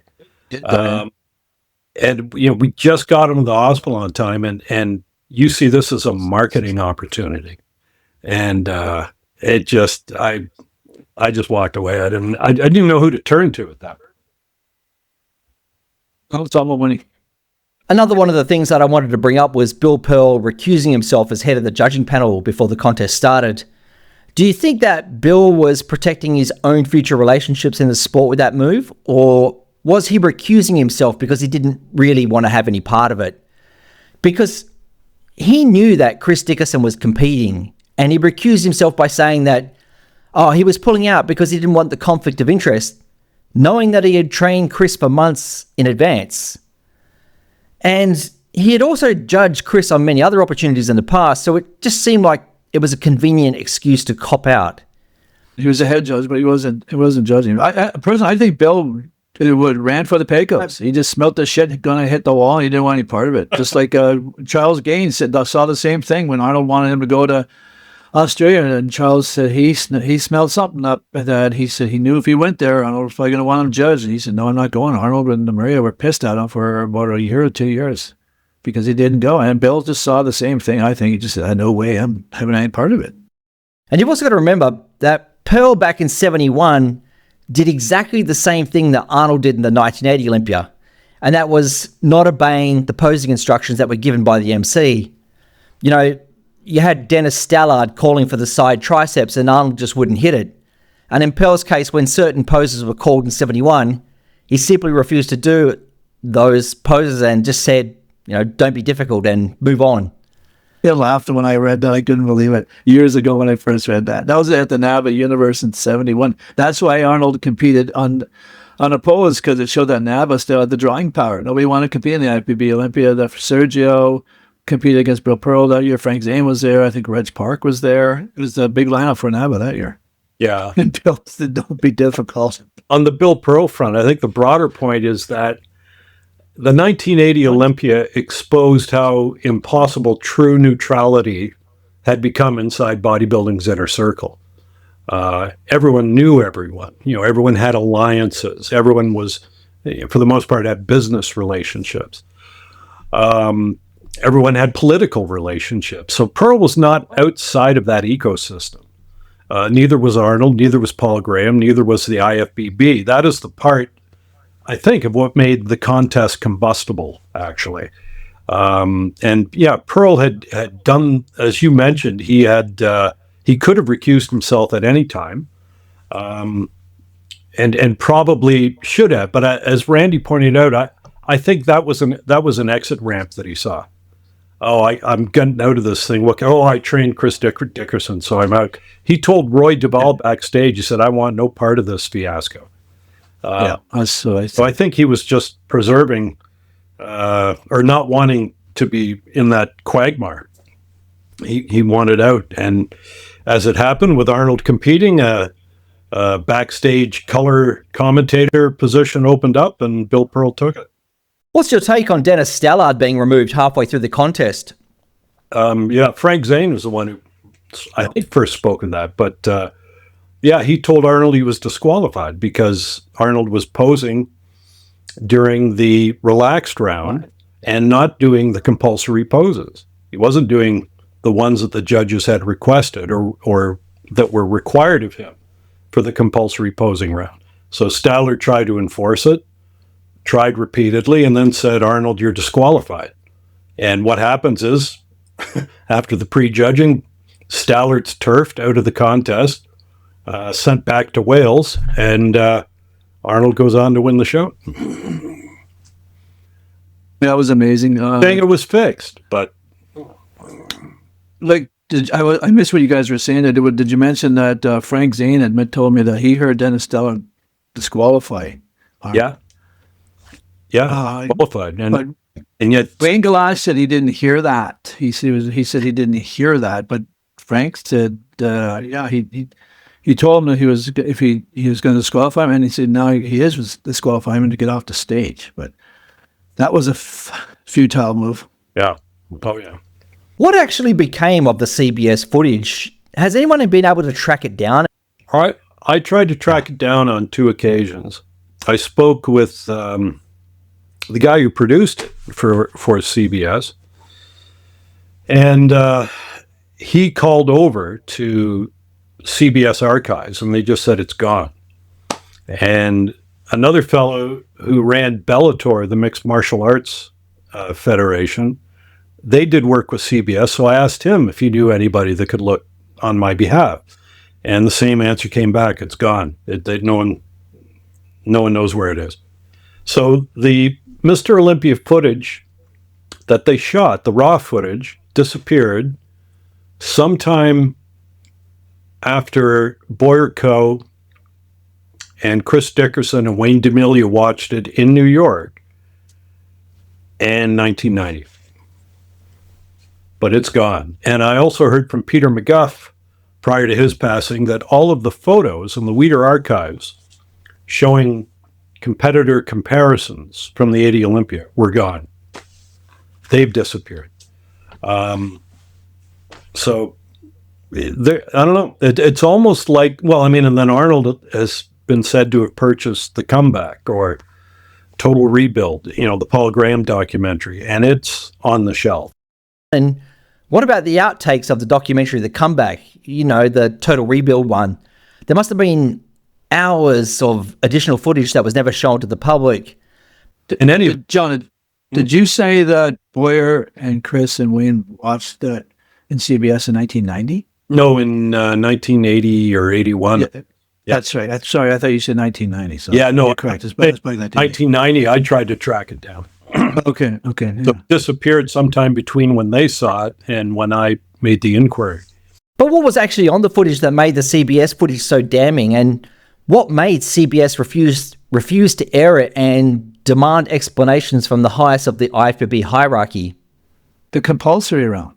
The CBS, Wayne was saying that I think it was Sherm Egan for CBS was he wanted Ben to come in. Ben was, no way, he's going. And he said Wayne. And it just happened that Boyer and Chris Dixon were in town. They went over there and they were showing the compulsory round poses. And Sherm was asking, why is Arnold not listening to the judge? Why is he doing his own thing? And he gets a perfect score. Like he had scorecards there. He's got a perfect score and he didn't even do the poses right. So... I was going to say that also they heard Reg Park coaching Arnold from the judging team. Yep. And then they heard the booing at the end, when he's doing his victory speech. And that was removed out of the comebacks, eh? It was re-edited with different They clipped the speech too, so you couldn't even hear his victory speech. But I mean, just CBS just looked at it and said, why are they booing the guy who won the show? Like is that customary or like what? And they, no, I didn't really have an answer. Wayne didn't have an answer because he wasn't there. He wasn't in Australia. And how do you get a perfect score for not doing the compulsory poses? What universe does that make sense? But it fixed the CBS. Yeah. Yeah. But anyway, that footage is gone now. And I suspect the other issue too is that, according to Borico, who did see it, is that it looked worse for Arnold in the footage because they tend to shoot legs to head, when they're filming with another camera maybe cutting to a tighter shot. But it's not like the Super 8mm footage that Wayne Galash shot where he was shooting the guys from the waist up. From the waist up, Arnold didn't look bad. That was never the issue. It was the legs. So, but you can't see that on the Super 8mm footage. You would have seen it in high def clarity with the CBS footage, but it's gone. So, all that publicity that Arnold saw through CBS, he lost it, right? Everybody lost it, but that's what Arnold wanted. He didn't get it, but he still sailed on. Yep. In his career, and the other bodybuilders were left holding the bag. Yeah. Yeah, Randy argued that the strongest indefensible evidence against Arnold winning would have been that missing CBS footage. But John, what do you consider the smoking gun that Arnold shouldn't have won? Well, yeah, certainly the disappearance of the footage is up there. Why that would disappear, nobody knows. How it disappeared, nobody knows. To me, the judging, the four judges, that's all you need. Like if you were doing a competition, you wanted to run it objectively and fairly. You don't get people who are business partners and decades-long friends with one of the competitors as the judges. How else are they going to vote? Not one of them would go, "Hey, sorry, Arnold, you look better in 75, but didn't have it this time." That wasn't going to happen, and they knew it wasn't going to happen. So it happened with Dan Howard, though, didn't it? Yeah, and he didn't get Arnold wouldn't speak to him for 2 years. Yeah, but Howard was a maybe. They had a couple of maybe judges. They had 4 locks for first place, and once you have that, any other judge that wants to. Was Brendan Ryan really a lock, though? Oh yeah, for sure. Well, I mean, you can look at how he scored and then answer that question. Because, I mean, his selection was totally contingent on Pete McCarthy being removed for being late for that so-called meeting that Paul Graham had organised. So if Pete McCarthy was front and present, what would have happened to the plan of substituting Pete for Brendan Ryan? He was made late for the meeting to get him up. Dan Howard and Jacques Blomart had said, "Wow, Arnold, you are going to clean up tomorrow." When they saw him posing, there wouldn't have been a need to play that card. But because they didn't react that way, there was a need to play a card that they knew they could depend on, and they did. And, that was, Randy said in his book, that was a difference maker, having that guy in there. And a guy who had been suspended as a judge. How do you sugarcoat that? Only a month or two before, this guy was shown to be incompetent in his position. And Paul Graham, of all people, lifts the suspension and brings him in to be the judge. Burwash was stunned by it. McCarthy was incensed by it. And these are guys that were higher ups in the judging organization in the Australian Bodybuilding Federation. He took bodybuilding seriously. These are real bodybuilders. These are real judges. These guys wanted a real show, and they had to sit back and watch a circus prevail. Well, I think they were proud, too. This was, Australia was the Sydney Opera House. This is the grand show of bodybuilding, and they had it, But, it was the way it shook out. So, I as far as a smoking gun,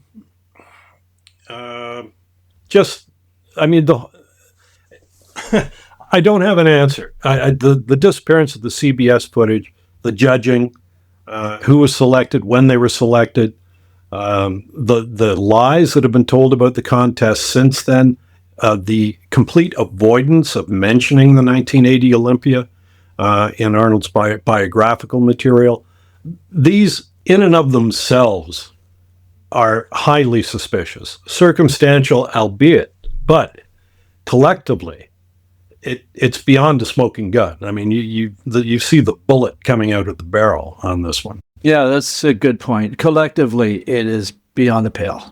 There seemed to be such an exquisite confluence of factors that gathered to create a perfect storm for an Arnold win. Arnold was definitely culpable for some of those gears turning in the background, but then a lot of the other things just fortuitously come together to push him over the edge. You have to think, this guy obviously had the devil in his corner pushing him from behind.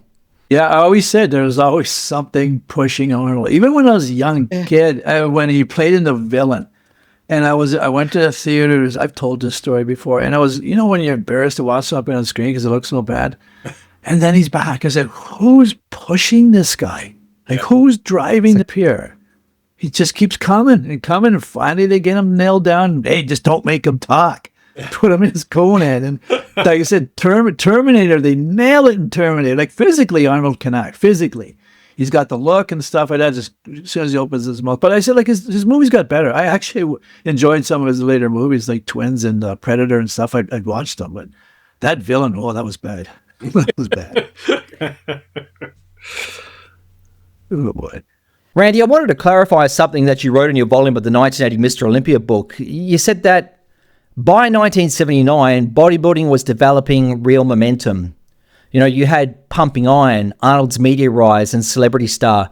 You had Lou Ferrigno on primetime TV, the CBS covering the Olympia, and then Sydney happens. And you said that it was your feeling that the 1980 Mr. Olympia didn't just compromise one contest, it interrupted bodybuilding's push towards mainstream legitimacy. But then, in the 80s, muscle culture itself didn't die. And following on from that, we still had, the total explosion of gyms. The hard bodies were becoming the defining action hero aesthetic, and fitness culture was booming. So how did the 80s Olympia actually compromise or damage bodybuilding in any way? Compromise competitive bodybuilding. The muscles and the look and barbells and strength training, that was in. That was coming. That was on its way with momentum. But I'm talking about competitive professional bodybuilding. That was really on the rise. All of a sudden, you can remember CBS didn't air it, and they wouldn't come back for 81. I'm not sure how long it was before they got a major network back to show it again. And it did show it, but then the bodybuilders started to get more and more drugs, and it was starting to sail away. Especially with the more and more drugs. Yeah, but do you really think that the CBS coverage was more about the nascent novelty of bodybuilding? Arnold's celebrity and Lewis the Incredible Hulk were pushing that along a little bit more than any legitimate interest in bodybuilding as a credible competitive sport. Well, you can look at it that way. I was looking like I followed because I was watching at the time, as I'm assuming John was as well. I was so happy to see bodybuilding competitive, like Frank Zane, to see Mr. Olympia, to see these bodybuilding shows on TV. Yeah. And they're showing more and more on TV. But after what happened in 1980, CBS said, we don't want this anymore. We're not going to show this anymore. But it didn't affect the gyms or anything. People in the movies, they still wanted to see that look. But from a competition bodybuilding perspective, it was now being frowned upon. Is this a sport? Is this a sport? Is it just fixed? So I think it just started to diminish into the 80s in terms of television coverage. But, I don't know who's. Most of the people I know now don't even know who won Mr. Olympia last year. I don't know who won Mr. Olympia last year. Boyer doesn't know. Nobody cares. And there's almost the irony that bodybuilding had to escape the confines of the monopoly of competition to be able to become sustainable and legitimate in the mainstream in the first place. I'm going to say the weird thing is, and this would probably have held true even 10 or 20 years ago. If you leave your house now and stop the first person you meet on the street and ask them who Mr. Olympia is, you're going to get a blank look. Nobody knows. Nobody follows it. It's almost gone back to what it was pre-pumping iron. It was viewed as kind of a freak show back then that dignified people didn't lower themselves to watch. And then it started to get mainstream acceptance. As Randy pointed out, the competitions were shown on national television, international television. They were doing commercials. Zane was doing Pabst Blue Ribbon commercials. There was interest. Mike had a poster that was second in sales, I'm told, to that of Farrah Fawcett's when her poster came out. It was on the rise. And yeah, I think it was definitely on the rise, but they had the guys in the commercials, etc. But I don't think even the average mainstream person back then would have been able to identify Frank Zane or Mike Mentzer in a lineup or be able to name them for any reason. They might recognize them, but they weren't yet identifiable stars in their own rights like, say, Arnold was. Heading that way. They were heading that way, though. That's why I said they were heading that way with CBS coverage, and then boom, coverage gone. When 10 million people see you win a sporting event as it was presented, there's 10 million people that now know of you that they didn't before. And according to Ben Weider, it was closer to 700 million that would have watched it. So it was on the rise. Again, bodybuilding's always been a fringe activity, but with pumping iron, and Arnold sort of saying to the interviewer that, I don't understand guys who race cars. That's weird to me.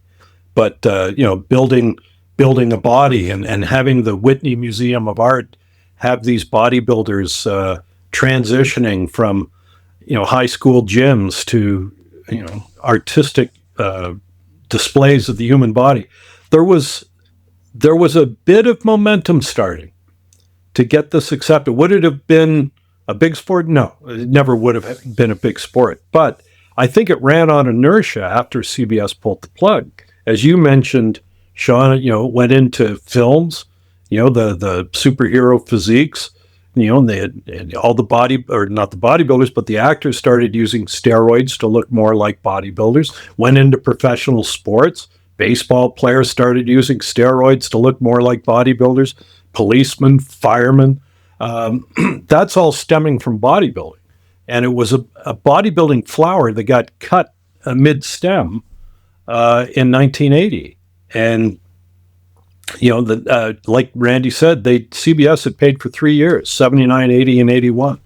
They attended 79, broadcasted, got ratings that were sufficient to cause them to, underwrite the cost of sending a film crew from New York to Australia to film the 80 Olympia, came back and said, we can't show this. And for that matter, you can keep our money, our fee for covering the 81 Olympia. We're not going to it. And that was amazing. Yeah. They filmed a day and all the major athletes as well. It would have been, that footage could have been a fantastic shot. Well, they spent a day with Boyer, with Frank, with Mike, and I think with Arnold. And then did they do one with Arnold? I was wondering on that. I didn't think they did. I didn't know that they did with Arnold. I thought they could have backfilled Arnold pretty easy if they Maybe, didn't. yeah, you might be right. But they did interview and spend a full day with the competitors they thought would be in the top 3. But all that's gone. It's disappeared. So again, I think there's this interesting historical irony at play because bodybuilding as a competitive pursuit arguably had greater cultural currency during the Mr. America era. At least those early era guys became legit local hometown heroes. People knew who they were and they could get that recognition.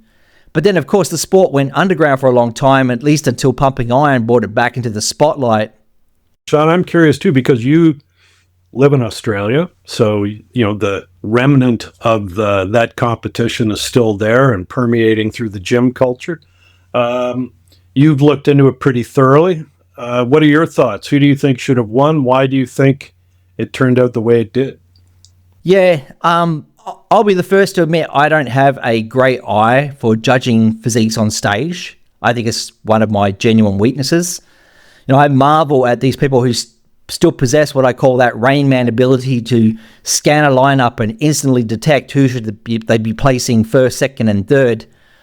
Sometimes I wonder if bodybuilding judging is a bit like, the appreciation of modern art or wine tasting, kind of how like critics will praise a wine for having a certain timbre or complexity, when to the rest of us, we might as well be cask wine. But, I think if you just go by photos, as Vince Basile said in Randy's book, you can make a compelling case for almost any competitor in that 1980 lineup. Yeah, it's tricky for me to at least distinguish a true winner from a collection of still images. But I think from my perspective, if I had to pick, I probably would have given it to Dickerson, but definitely not Arnold. And for anyone who thinks or insists that Arnold was the clear, easy winner, they probably want to book in an ophthalmologist's eye exam because whatever they're fucking seeing is definitely not what the rest of us are looking at. And even in Arnold not deserving to win, he still looks good because he's Arnold. He's big guy with the chest and biceps, and I thought Franco's was much worse, but. Yeah, and this connects to an interesting point, I think, from an article written by academic and iron historian John DeFair on the intangible Arnold, as he called it. If Fair argued that Arnold won on the intangibles of his pure charisma and that his mythology created a cognitive filter in the judges' minds, automatically drawing everyone's eyes to him regardless of the physiques on display.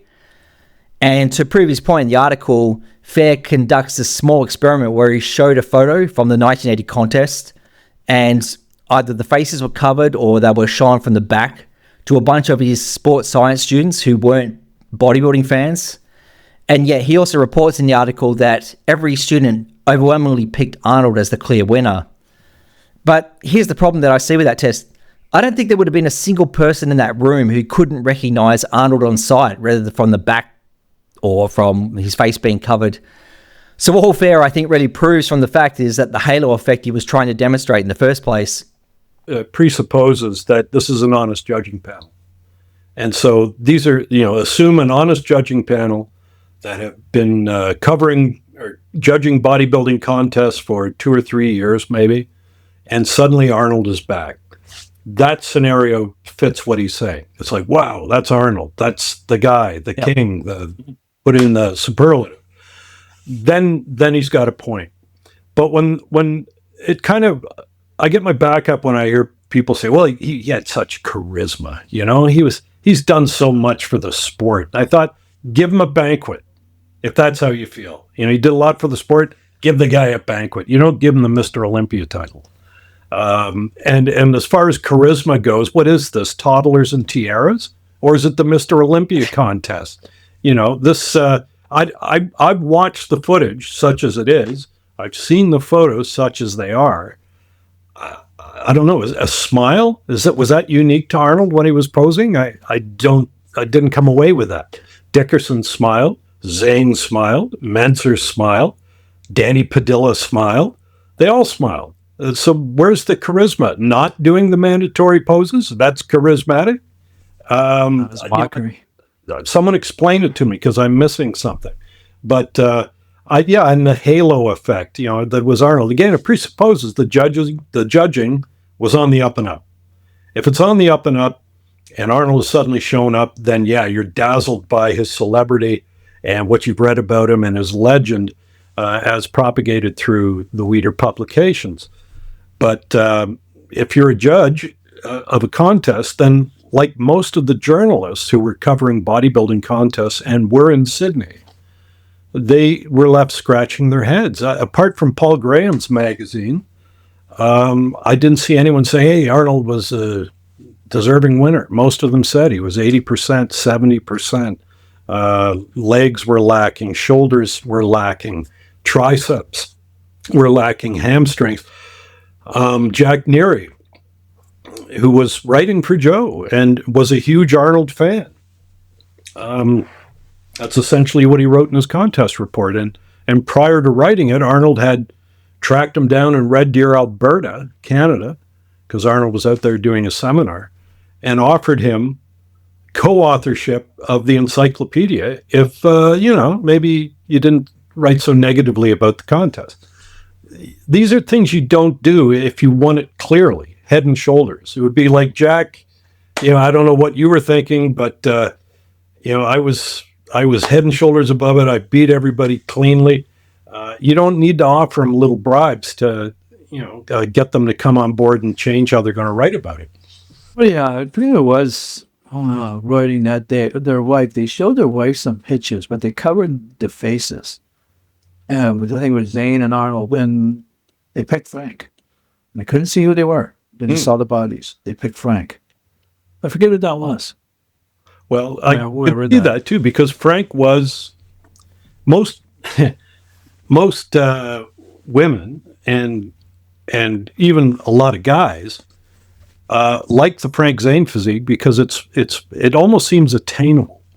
The guys will trick themselves and think, yeah, a little work, I could probably look like that. Well, no, you probably couldn't. But if you have a hyper muscular person, most women are not attracted to that. In fact, there were surveys done, and they preferred, Brad Pitt's physique in Fight Club, or an MMA fighter's physique to a bodybuilder's physique. This is not a high priority for most women. So, yeah, I'm not surprised that if you showed an image of, Frank and Arnold, and then you blocked all their faces out, they'd probably go for the one that looked most normal, if you will. And that's not disparaging Frank, but just not cartoonish. That's a good point. I think the 1980 contest generated more hypotheticals than any other bodybuilding event. So, Randy, what's your favorite what-if scenario of the 1980 Olympia? Well, I wrote it in the book, or I said if they could have hyped it up, and they could have said, Arnold, okay, you're going to come. He could have got most of everything he wanted out of this. He's going to guest post. But they're going to put the rumor out there and tell the competitors he's not competing. But we're going to put the rumor out there that he looks so good he might compete. And then they ask each other, say, well, he's looking good.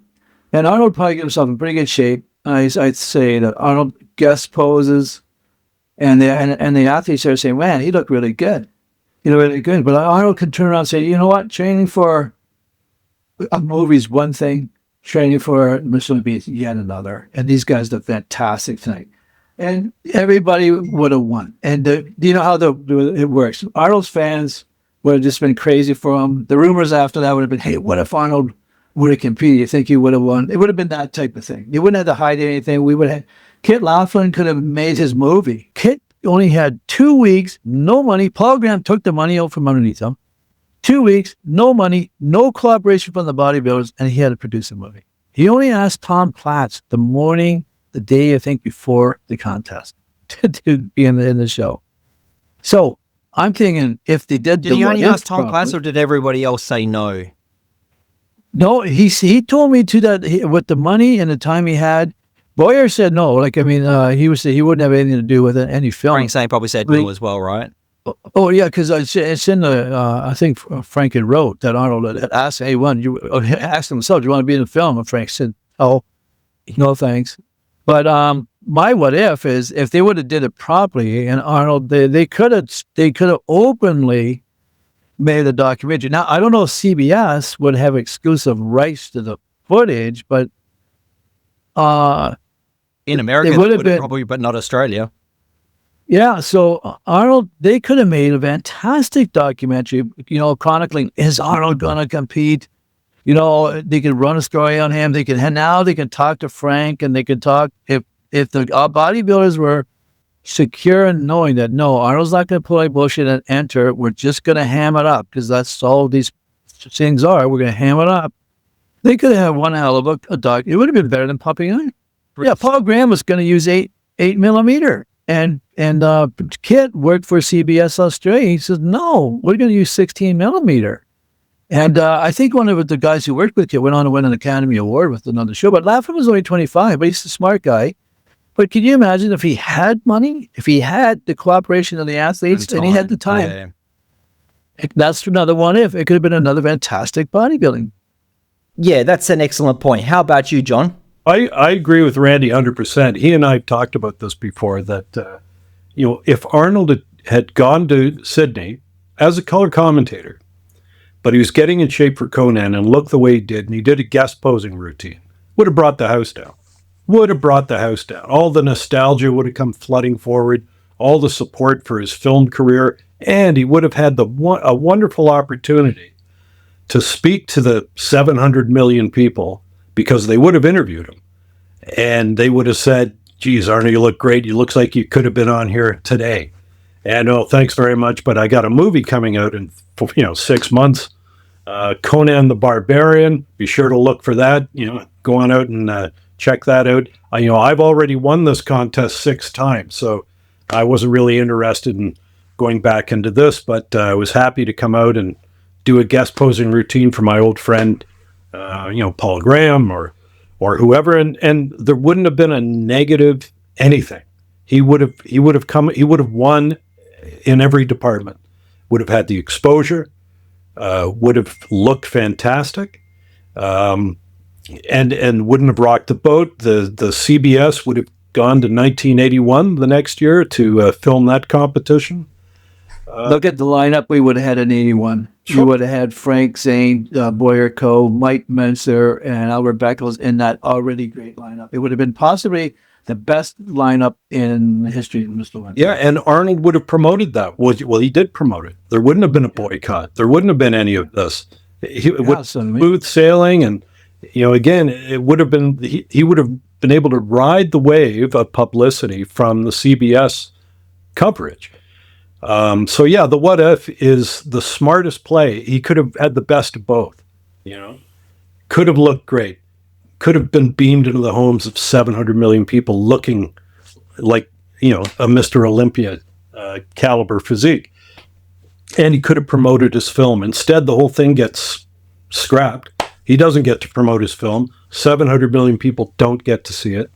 And a dark stain on Arnold's legacy. Were it not, this would be a competition that was discussed in the Netflix documentary. This would have been a competition where you wouldn't need to have to offer a writer a ghostwriting gig if he writes favorably about your win. All that goes away. Nothing but sunshine. But that's not what he opted for. I think that's really well said. And I think we'd probably finish off with this last question, because Paul Graham recently passed away a few months back, and yet Arnold, who typically honors his past associations and friends very publicly, has remained conspicuously silent on this one. And despite the decades of long closeness and relationships and friendships, I don't understand why the distance now exists. Because the last time that Arnold even mentioned Paul Graham's name was the Lifetime Achievement Award he gave him back in 2015. But why do you think, considering the closeness of the pair, that Arnold was the best man at Paul's wedding and Graham was a groomsman at Arnold's wedding? The pair throughout their lives were literally thick as thieves. So what affected their relationship towards the end there? I don't have an answer for that. I was surprised. When I saw the news that Paul had passed, the first thing that popped into my mind was, I wonder what Arnold will say about this, because they were so tight. And it's been weeks now, and there's been nothing from Arnold's camp. I recall when I was researching my book and looking at Paul Graham, somewhere, I'd have to dig it out, but there was an article or a testimony from someone that said that they were, given instructions that Graham's name was not to be mentioned if you wanted to interview Arnold. And I don't know if it was the allegation about the car smuggling. Well, not an allegation. Graham went to prison for it, but whether or not the allegation that Arnold may or may not have been involved was something that he wanted to distance himself from. And he went to Australia to do seminars for Paul Graham.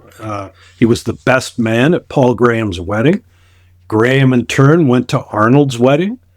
And Arnold is described in one of the biographies. I think it might be, who was it, Lawrence? What's his last name, Randy? Lima. Yeah, that he described Paul as a wonderful human being. And so to go from that to, silence when he passes away is very strange. And I mean, even Arnold in his autobiography doesn't refer to Paul Graham by name. He calls him the crocodile wrestler, which Over 4 pages. Yeah, certainly he was more to Arnold than that, you would think. But Wayne DeMay said they generally were close friends, but you wonder how close that he remained segregated that way. yeah, That he would not mention his name. I don't know what Paul Graham did. I know after 82, he was still being, as Sean would say, a wanker. When he got in trouble with fixing the contest. So was this a consistent pattern throughout the ensuing decades? Like, I don't know much about Paul Graham after that, because if that's the case, Arnold might eventually be saying, "Look, I gotta, keep away from this guy," but he keeps getting himself in trouble. But I don't know if he did or not. So I could be out of. yeah. It's just odd there's been no public statement like there was for Reg Park or Franco or any of those who were in Arnold's inner circle. Yeah. Yeah. Because Arnold even detached from Paul Graham's side of the Bodybuilding Federation and aligned himself with Tony Doherty there for a while in the Australian leagues. Like, what happened? Interesting. Yeah, you would have thought they would have had a deeper relationship than that, but evidently not. Well, Arnold, with the Arnold Classic, would want to go with the professional, who's ever going to take the professional. But yeah, I don't know much about other than that incident in '69 and onward after the early 80s. I don't know what Paul Graham even did. Never got that far. He was a crocodile wrestler.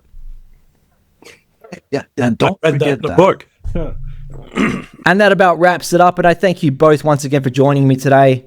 For anyone wanting to explore the topic further, Randy's book, Muscle, Smoke and Mirrors on the 1980 and 81 Olympias, remains the definitive account, while John's most recent biography of Mike Mentzer, American Odysseus, adds the invaluable personal details as well as all the new fresh perspectives that we spoke about. So I definitely recommend jumping on both of those as essential reading, even if you're only slightly fascinated by this most pivotal moment in bodybuilding competitive history. Is there anything else that you wanted to add or promote today, John, that you're currently working on?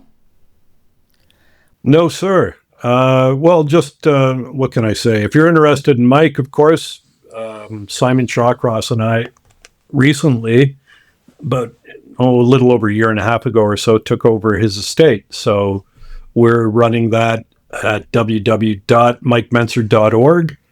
And we're trying to, we're in the midst now of collating all of Mike's writings. And our goal is to have them released again so that they don't disappear. So we finished Heavy Duty 1 and Heavy Duty 2. That's out. We also brought all of his courses that he published and put them under one cover. And we are in the midst of finishing up the Mike Mentzer Encyclopedia, which will be different than most encyclopedias in that it's all Mike's words. We didn't have to write any words for him, and it's alphabetized. So that's the direction I'm heading, is just trying to preserve and perpetuate my late friend's legacy. So, Big a book's that going to be, John? pardon me?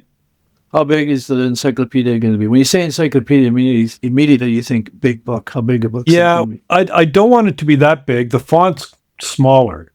So it would probably be, I don't know, it'd be under 400 pages and a lot of photos, but it's alphabetized, like into 4 sections: bodybuilding, nutrition, psychology, motivation, philosophy, and over 200 images.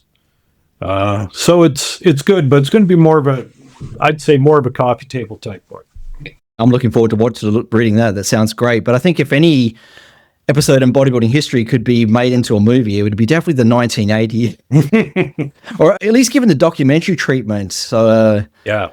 So if you ever come into Big John's Money John done or one. Randy, that's John's done one. I thought it was pretty good, but you never really put it out, did you, John? No. it was on YouTube. He showed me a private link to it. Yeah, it's okay, but I mean the quality of footage that's around is Yeah. not it's not something you could go out with, but it does tell the story. Actually, I did that before I wrote the book, so I knew more afterwards than I did when I was making it.